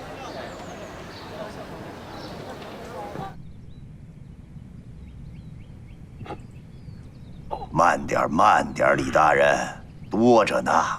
嗯，多谢刘大人。哎，李大人啊，好歹您也是堂堂的临清州知州，怎么会混到如此田地呀？哎，还不是臧海坤害的。哎，这话您得小声说。臧海坤何许人也？山东布政使。您这么胡言乱语，这成何体统啊？这个，哎呀，刘大人呐，我都知道了，您就别拿我再开涮了。您怎么知道的呀？张英要杀我嘛，这不明摆了是臧海坤这个东窗事发，他要杀人灭口嘛。张英，臧海坤这个狗腿子呀，前些日子他就想在我这儿找他这个想要的东西，没找到，可谁知道他暗地里监视我呀。就在几日之前，他对我痛下杀手，幸亏我跑得快呀，要不然我这条命就搭那儿了。哎，李大人，您不是贪了不少银子吗？怎么会混到今儿这半性了？这都什么时候了，有银子有屁用？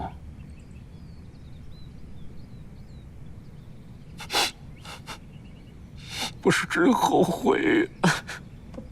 哎，俗话说呀，李大人，喝凉酒花脏钱，早晚他得做病。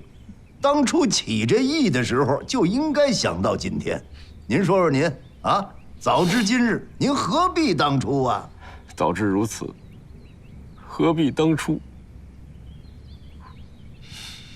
我只是罪有应得呀。行了，李大人，恭喜您还能及时开悟。及时开悟。刘大人，您的意思是我还有活路？李大人，那就看您怎么做了。我明白，我明白。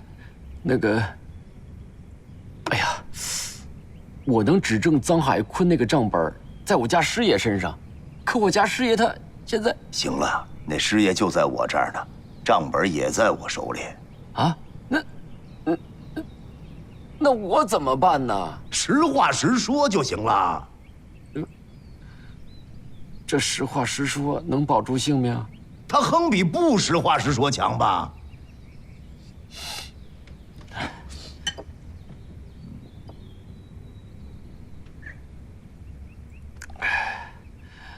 那我就实话实说。刘大人，老爷，你不会敲门呢？你出去！不是老爷，巡抚大人来了。啊！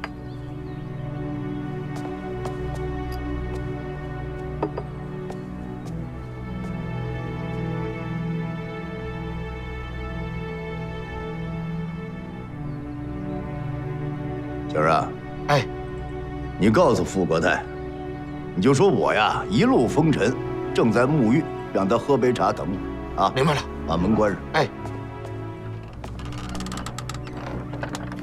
刘大人，巡抚大人都来了，我这命还能保得住吗？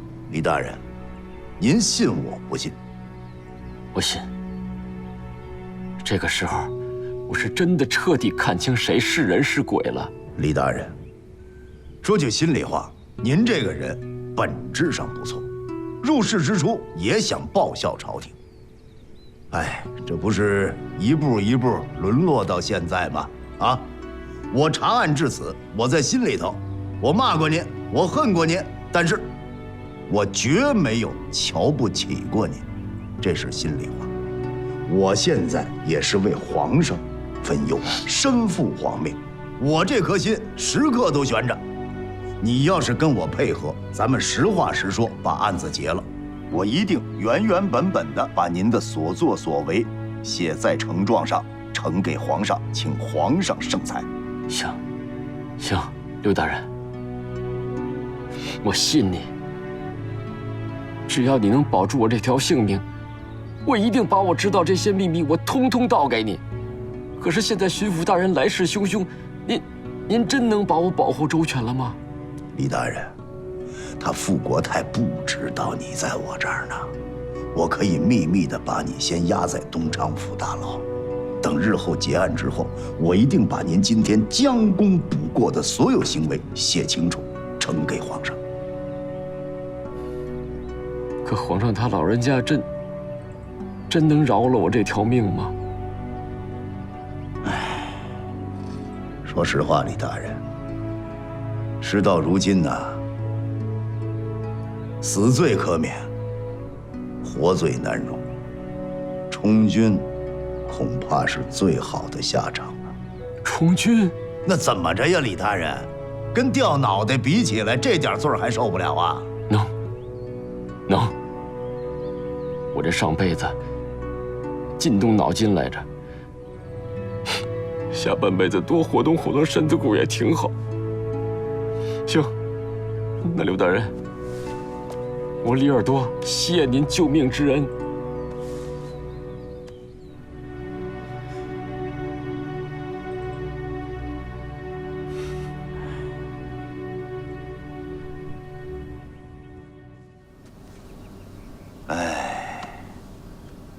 老爷，你怎么不高兴啊？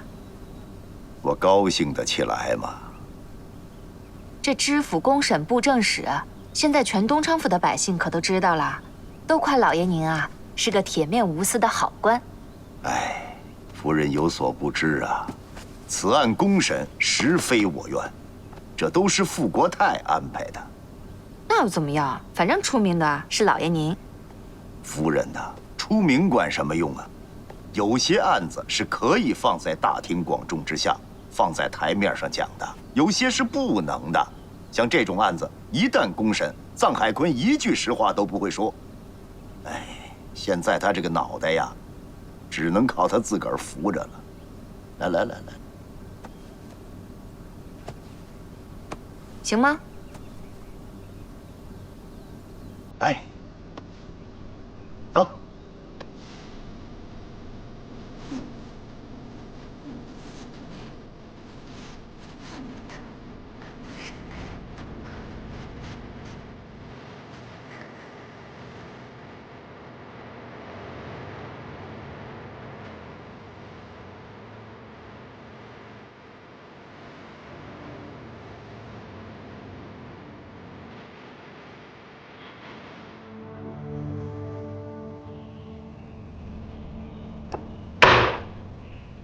臧海坤，你可知罪？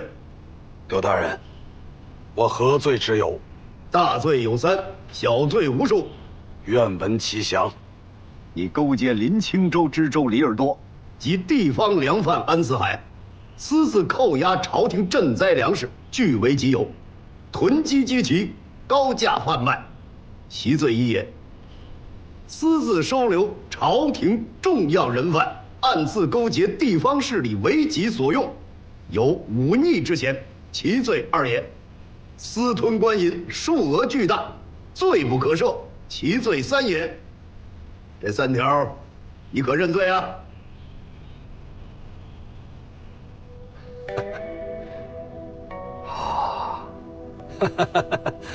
好，这三条我都认。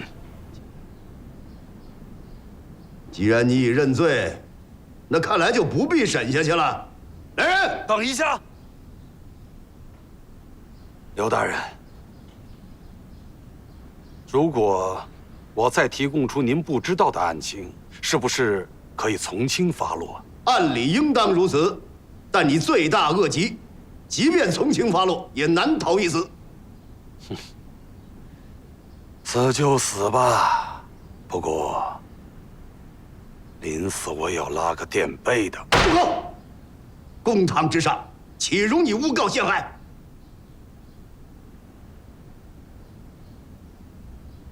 刘大人，我什么也没说呀，我怎么就成了诬告了呢？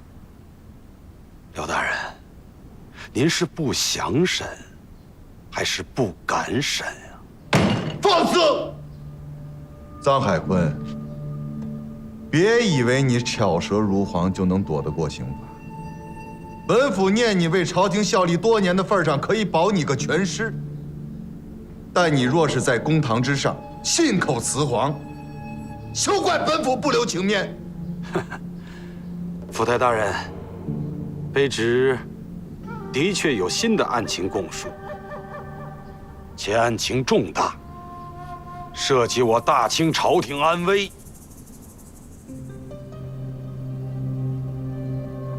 张海坤，你说此案涉及大清朝安危？不错。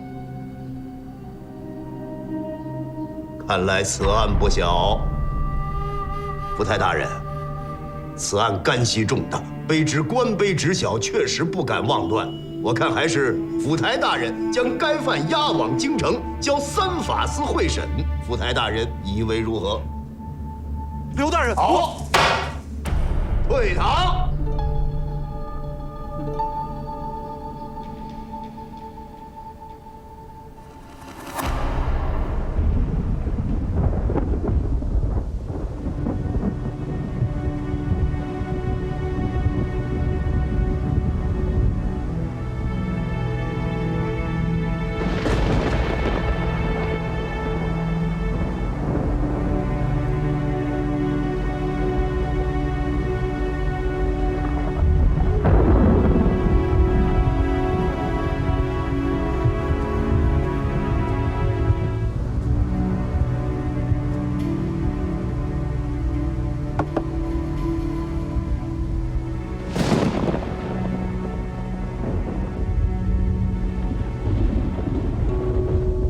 天这么黑，一会儿肯定是一场大雨。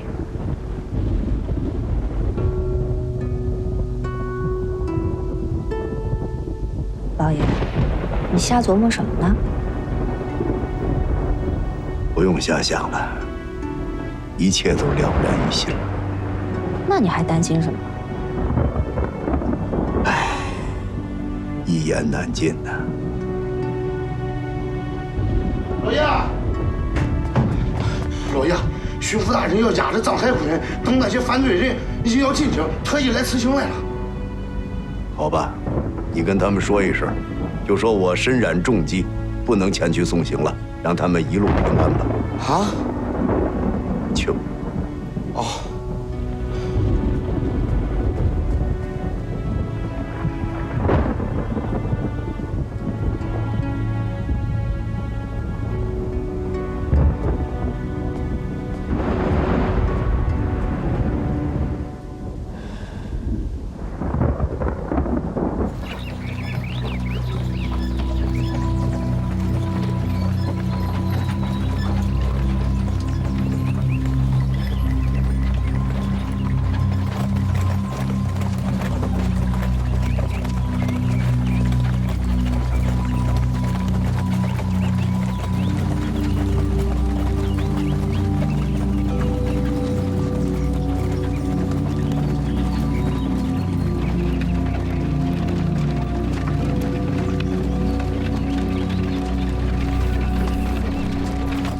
大人，真把他们押到京城了？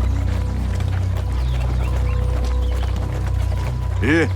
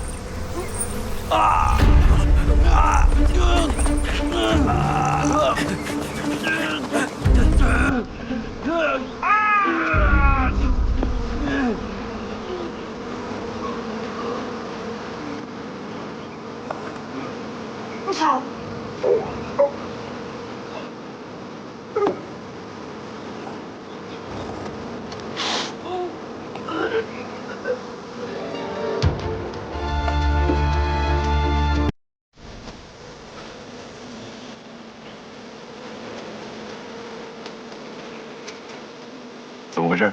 报告大人，车上的人全死了。怎么死的？好像是中毒而死。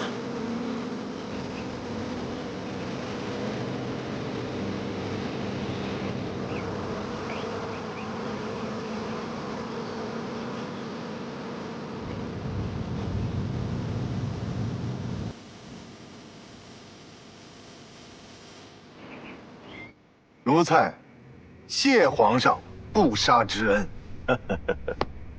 不就处决了几个贪赃枉法的官员吗？你不被放在心上，凭什么？皇上，你不被放在心上，凭什么？皇上，奴才有罪。你何罪之有啊？奴才罪该万死。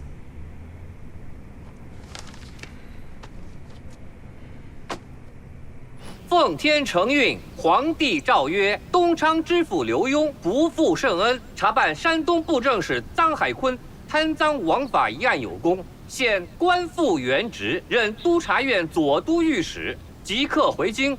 钦此。臣刘墉领旨谢恩，吾皇万岁万岁万万岁！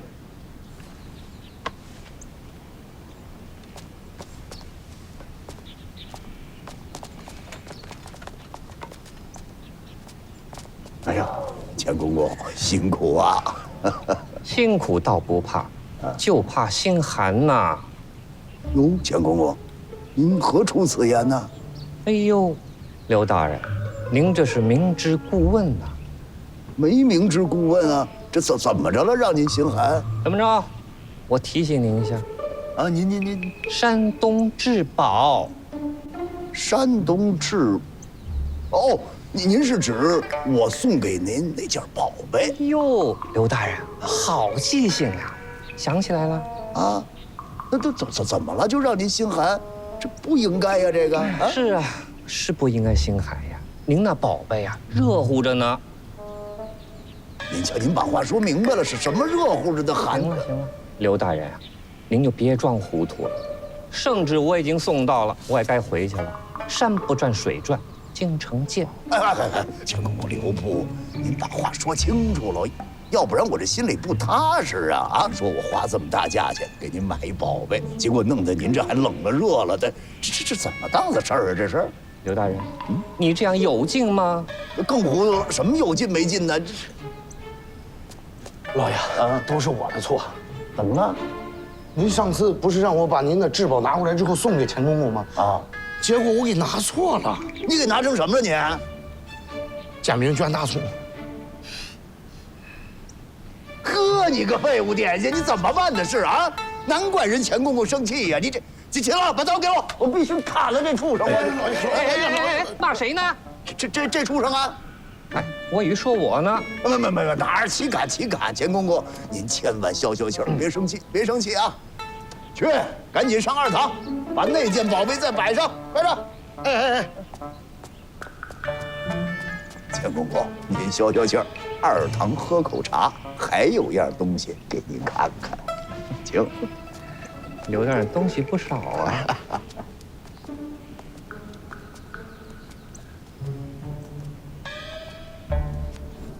公公请。钱公公，请坐。您上演。哎呦，刘大人呀，你们家装宝贝的都这一个箱子呀？要不他怎么弄错了呢？您看，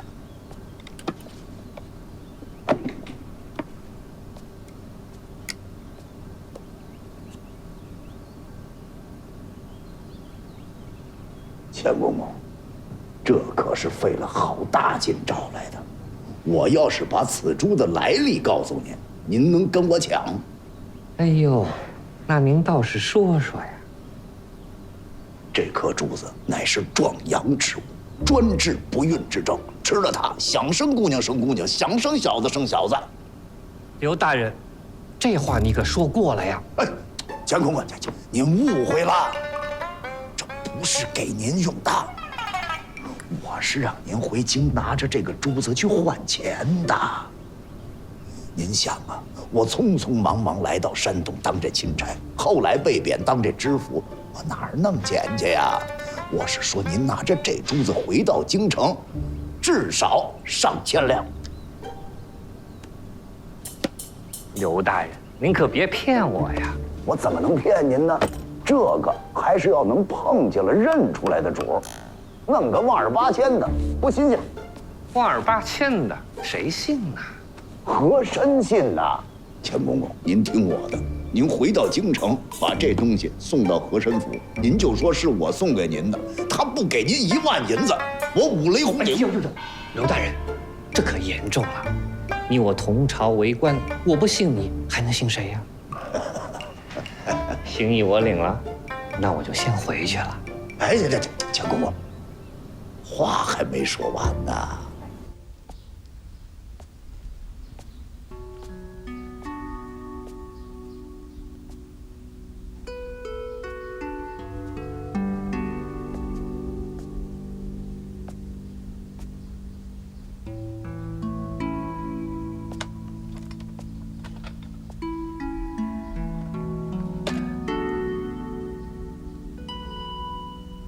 木南姑娘，今后有什么打算吗？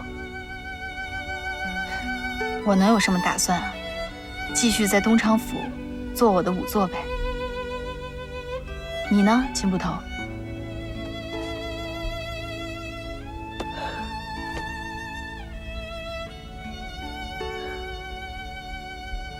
我准备离开衙门。离开衙门？为什么？因为我发现了比做捕头更重要的事情。照顾大姐。我不想她再因为我担惊受怕了。这样也挺好的。总之都是你做出来的选择。秦捕头，秦捕头，我正找您呢。魏主事，什么事？这是刑房主事和同知大人的家书。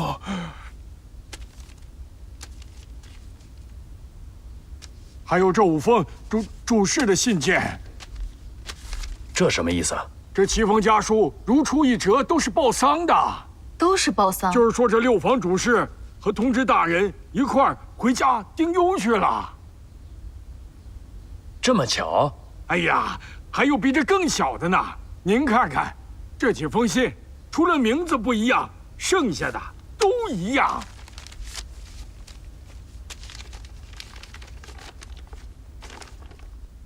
还真一样。可是这些官员回乡丁忧，得由你们吏房的人批准才行啊！你们早干嘛来着？哎呀，捕头大人，我前些日子不是在家养病吗？今儿刚来，就发生了这样的事情。我问手下，他们说知府大人知道，这么明显的漏洞，知府大人不可能看不出来。这不，我就过来问问大人，这到底是怎么回事？你说这全走了，咱东昌的衙门可就空了。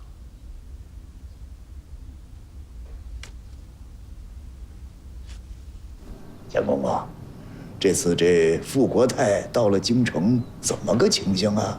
嗨，这傅国泰呀，可是被皇上给骂惨了。皇上为什么骂他呀？还不是半道上，那几个贪赃枉法的狗奴才被他给弄死了。就为这个？不止这些呢，还有呢。什么事儿？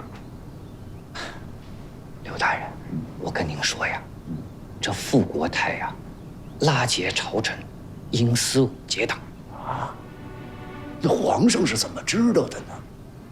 他自己招的呗。这老小子精着呢，一看苗头不对啊，没等皇上开口，自己全招了。这傅国泰也是啊。哎呀，人家是国舅嘛，不看僧面看佛面，皇上原谅他了，让他把同党给写出来，这不没赶回来复命吗？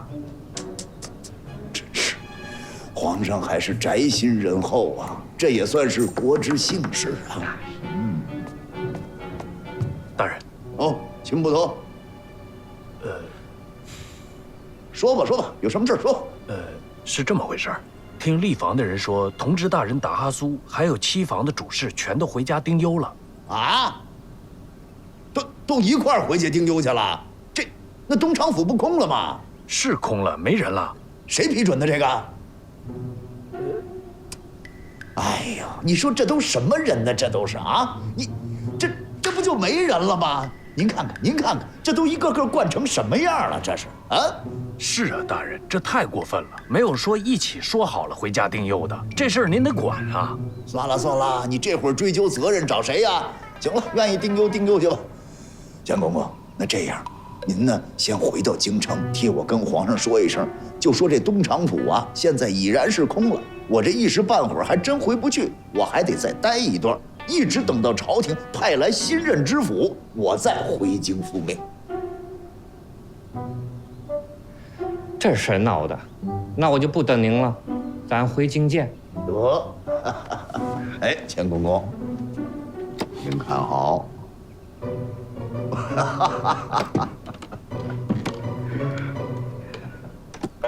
有劳了，请。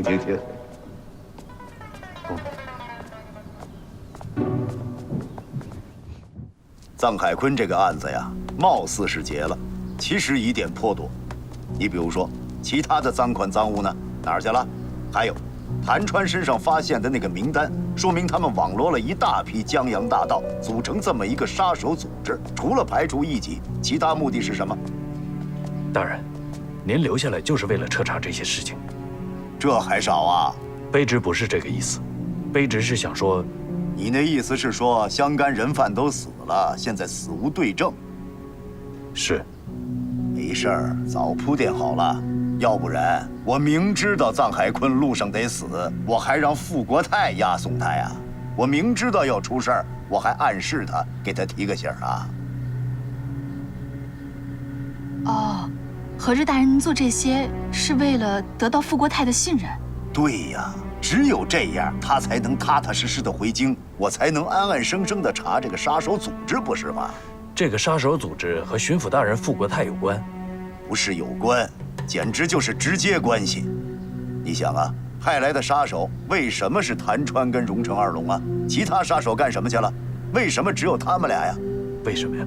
因为这几个人已经暴露了。换句话说吧，他就是来送死的。那大人，咱们接下来如何查办这个案子？没有不透风的墙，慢慢来。慢慢来。可是这剩下的时间也不多了，朝廷马上就要派新任知府来了，大人您不就得回京复命了吗？这是好事儿啊，咱们离开东昌府不就完了吗？你想啊，就算皇上一道圣旨传来，他传旨那人找不着我了，他能怎么着呀？咱们还舒服了，省得让傅国泰一直牵着鼻子走。哎，大人高明。那这事儿夫人知道吗？哎，不知道啊。我也觉着吧，怎么跟夫人说呢？老爷，我都听到了，我支持你。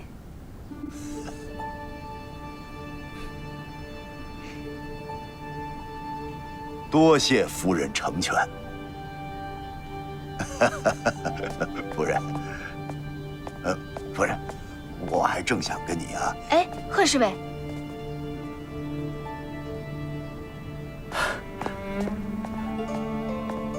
怎么了，邱姑娘？啊，我想问你点事儿。啊。哎，有悄悄话，这是。邱姑娘，孟南姑娘。哥，你怎么还在这儿呢？大牢都快翻天了！怎么回事？还是那几个到期开放的犯人。该放就放了吧。你可以走了。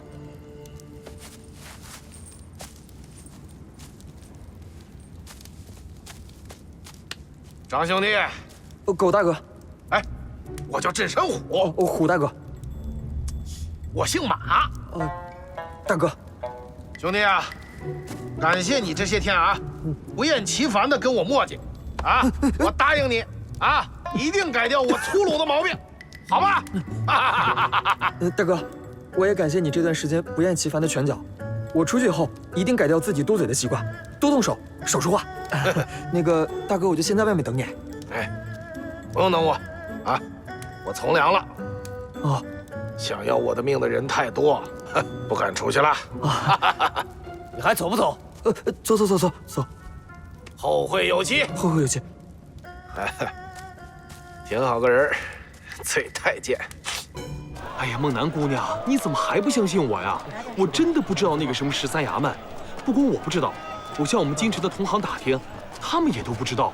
一听都说改成内务府了。不知道就不知道呗，那就当我没问过。哎，孟南姑娘，哎，贺侍卫。你的职责都完成了吗？那你什么时候回京啊？我的职责就是保护格格呀。那格格在这儿，我肯定也走不了呀。哦，就这一个啊？就这一个。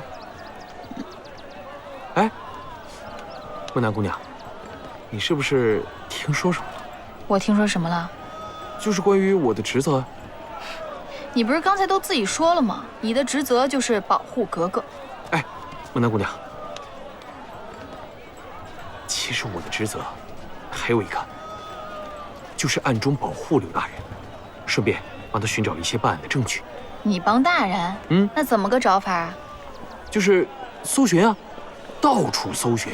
哦，贺侍卫，你要坦诚你就坦诚到底，别说这么多没用。哎，梦南姑娘。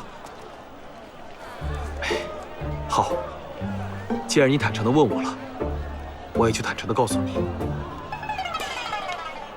其实我的身份不仅仅是3品带刀侍卫，我还有另外一个身份。什么身份啊？我是皇上身边的密探。你别笑了。哎，梦南姑娘，我说的是真的，真的。我信了，我真信了。真信了？哎，梦南姑娘，我没有骗你。梦南姑娘，怎么不信呢？我要是撒谎，我天打五雷轰啊！怎么这是？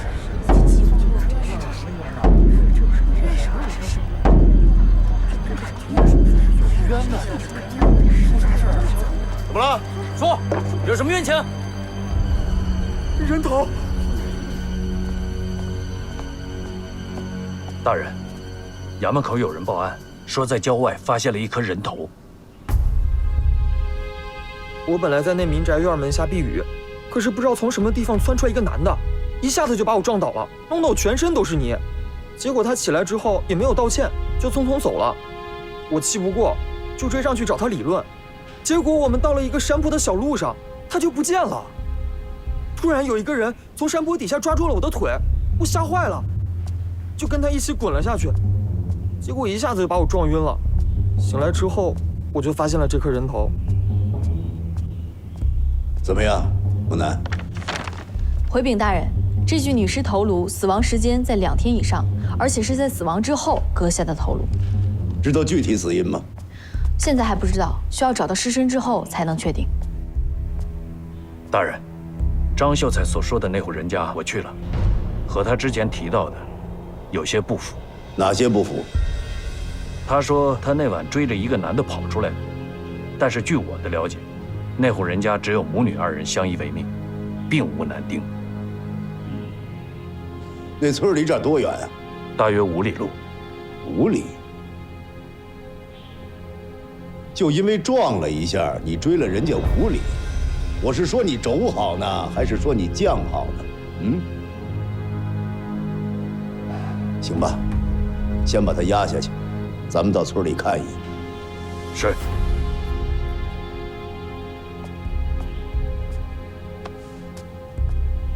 走。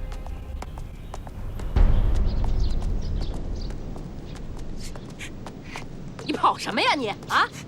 你哭就知道哭，啊？眼泪能买来米吗？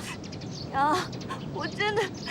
别说了，这事儿不能由你，你呀，就死了这条心。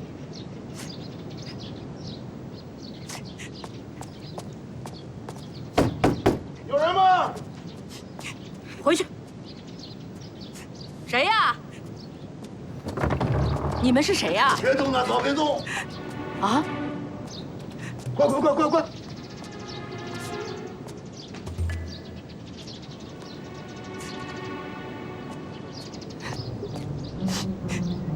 哎，你们这干嘛呢？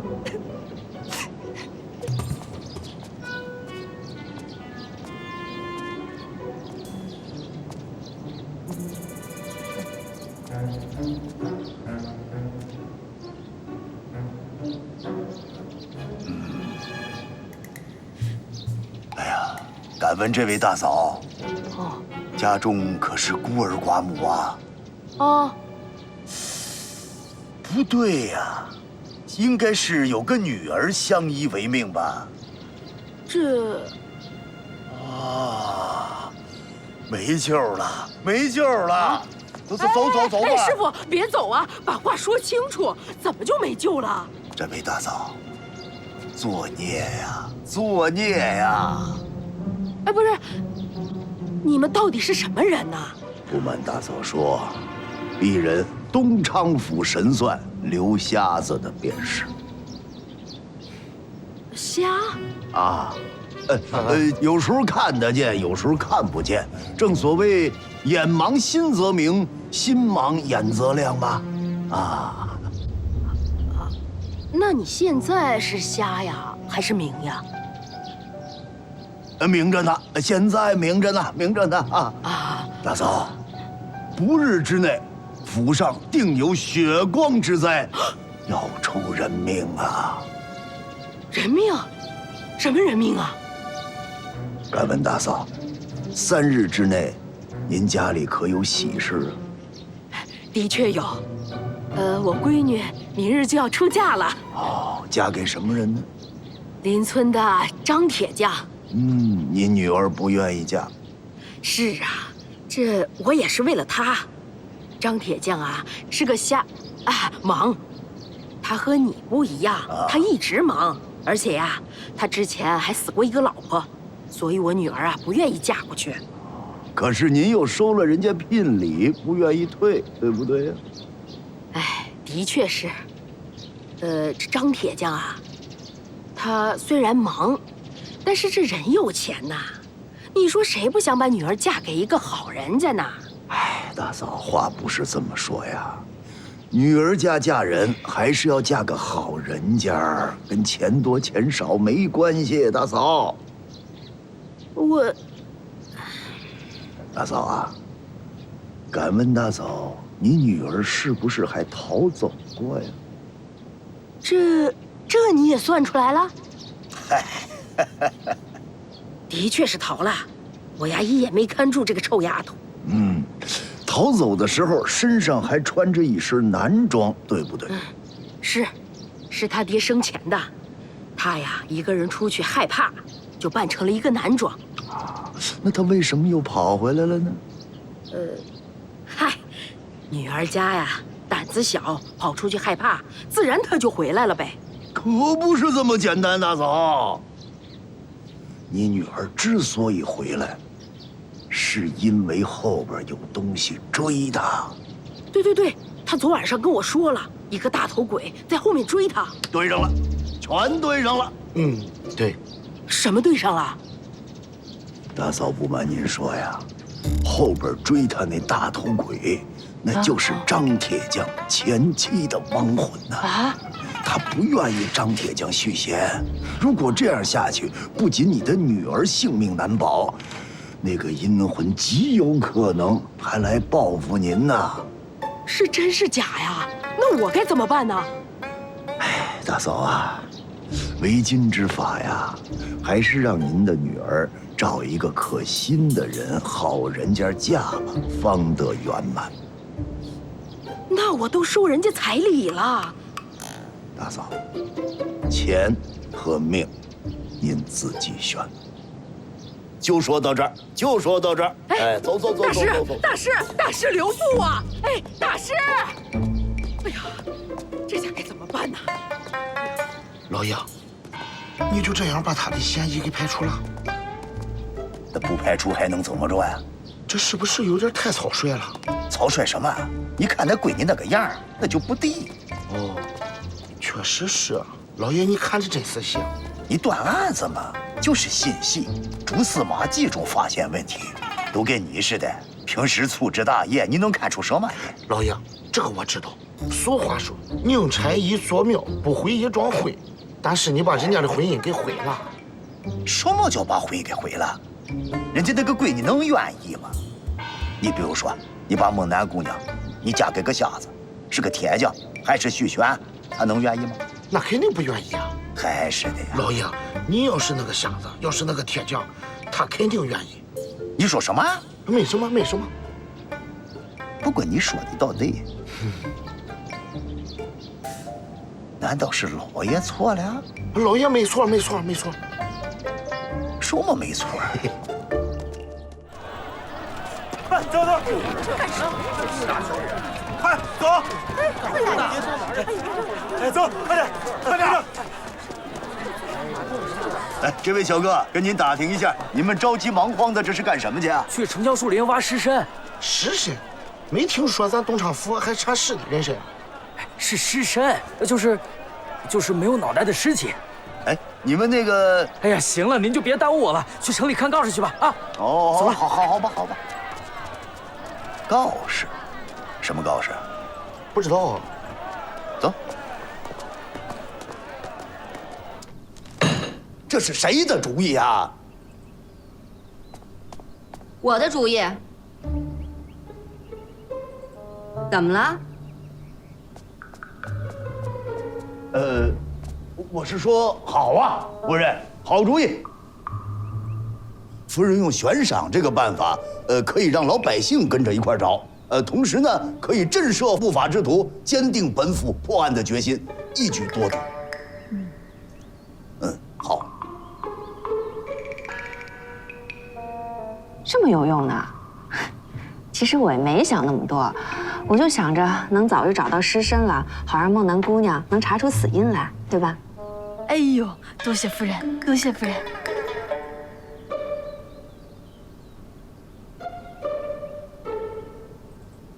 啊，你看这个我也没想到，又多一得。行，那你们俩先聊着吧，我出去看看啊。老爷，找到尸身了。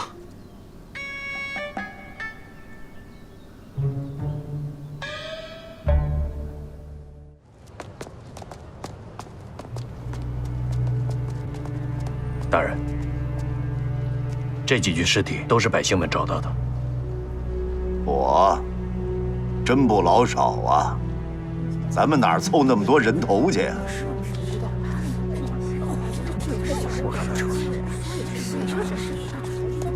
怎么样，梦楠姑娘？大人，这第一具尸体只剩下了尸骨，第二具尸体死亡时间至少2个月以上，第3具尸体是个男性，第4具尸体是老人，这第5具尸体性别、年龄、死亡时间都很吻合，可是我仔细对比了一下头颅，还是不匹配。秦捕头，送尸人的姓名都记录在册了吧？已经记录了，就是他们几个。你们把尸首送来的？是啊，大人。好，既然送来了，就得审啊。葛春，把他们都带回府衙，挨个审一遍。这怎么回事啊？你们几个，把他们带走。哎，走，快点！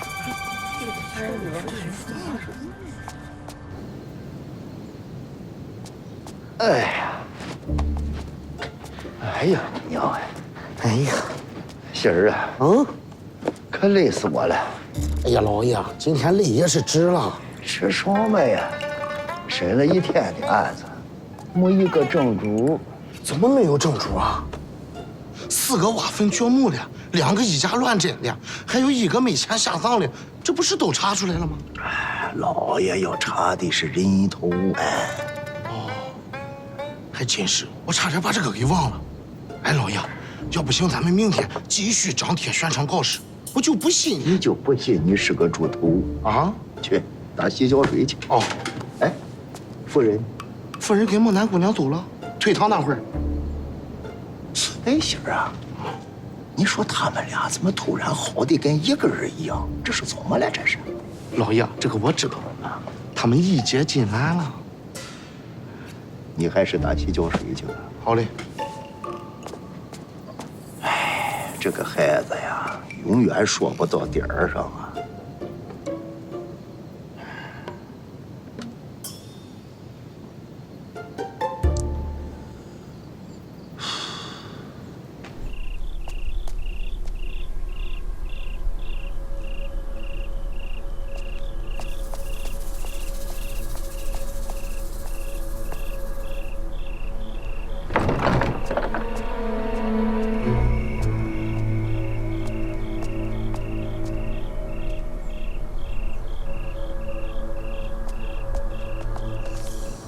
有人盗尸？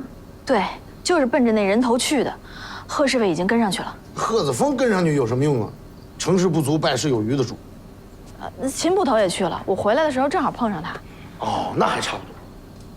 赶紧把这案子结了吧，结了之后咱们好离开东厂府，不然的话，等新任知府一来，皇上就会召我回京了。哎，对了，夫人哪儿去了？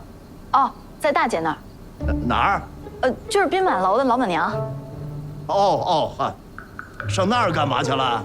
说是我们3姐妹好好聊一聊。行，辛苦啊，去吧。好嘞，大人，那我过去了。啊，去吧。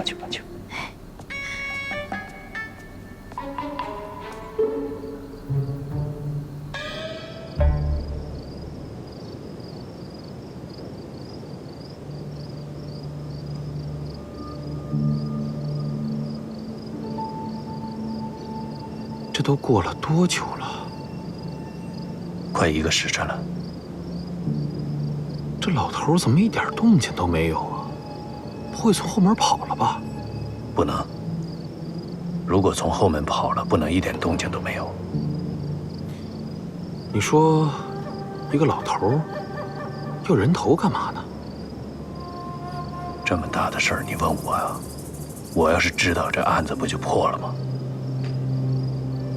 我得知道。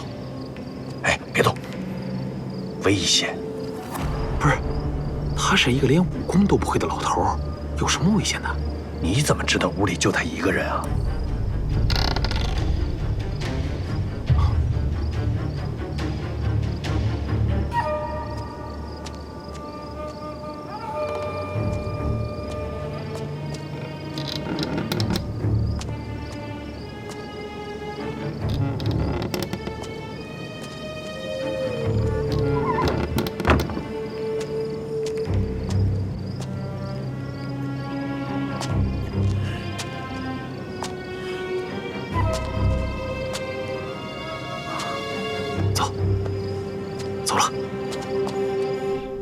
这自从谭川死了之后啊，秦朗就一直有意躲着我。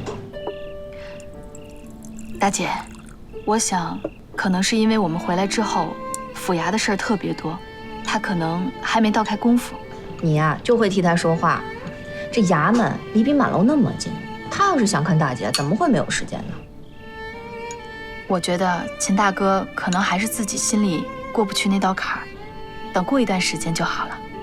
他的那道坎儿要是那么轻易就过去了，就不用等这么多年了。哎，依我说啊，他就是个榆木脑袋，我得找个机会敲打敲打他。妹妹呀，你知道这感情的事儿是外人插不上手的，我和他的事儿就让我们自己解决吧，你就别担心了。行了，今天不说这个，咱们喝酒。来，干杯！干杯！大姐，我跟你说，其实这男人都一样，老爷有的时候啊，就跟秦朗一样，也是个榆木脑袋。我觉得老爷很懂风情啊。他呀，他这叫身在福中不知福。哎，可我也一直觉得挺对不住他的。你说这么长时间了，我也没能给他生个一儿半女。哟，妹妹，这事儿着什么急呀？你只要把身体养好了，孩子啊是迟早的事儿，是吧，三妹？对，真的是迟早的事儿。行了，今天咱不说那些不开心的事儿啊，今天我们就是吃好喝好，来，再干一杯。来，干，来，干杯。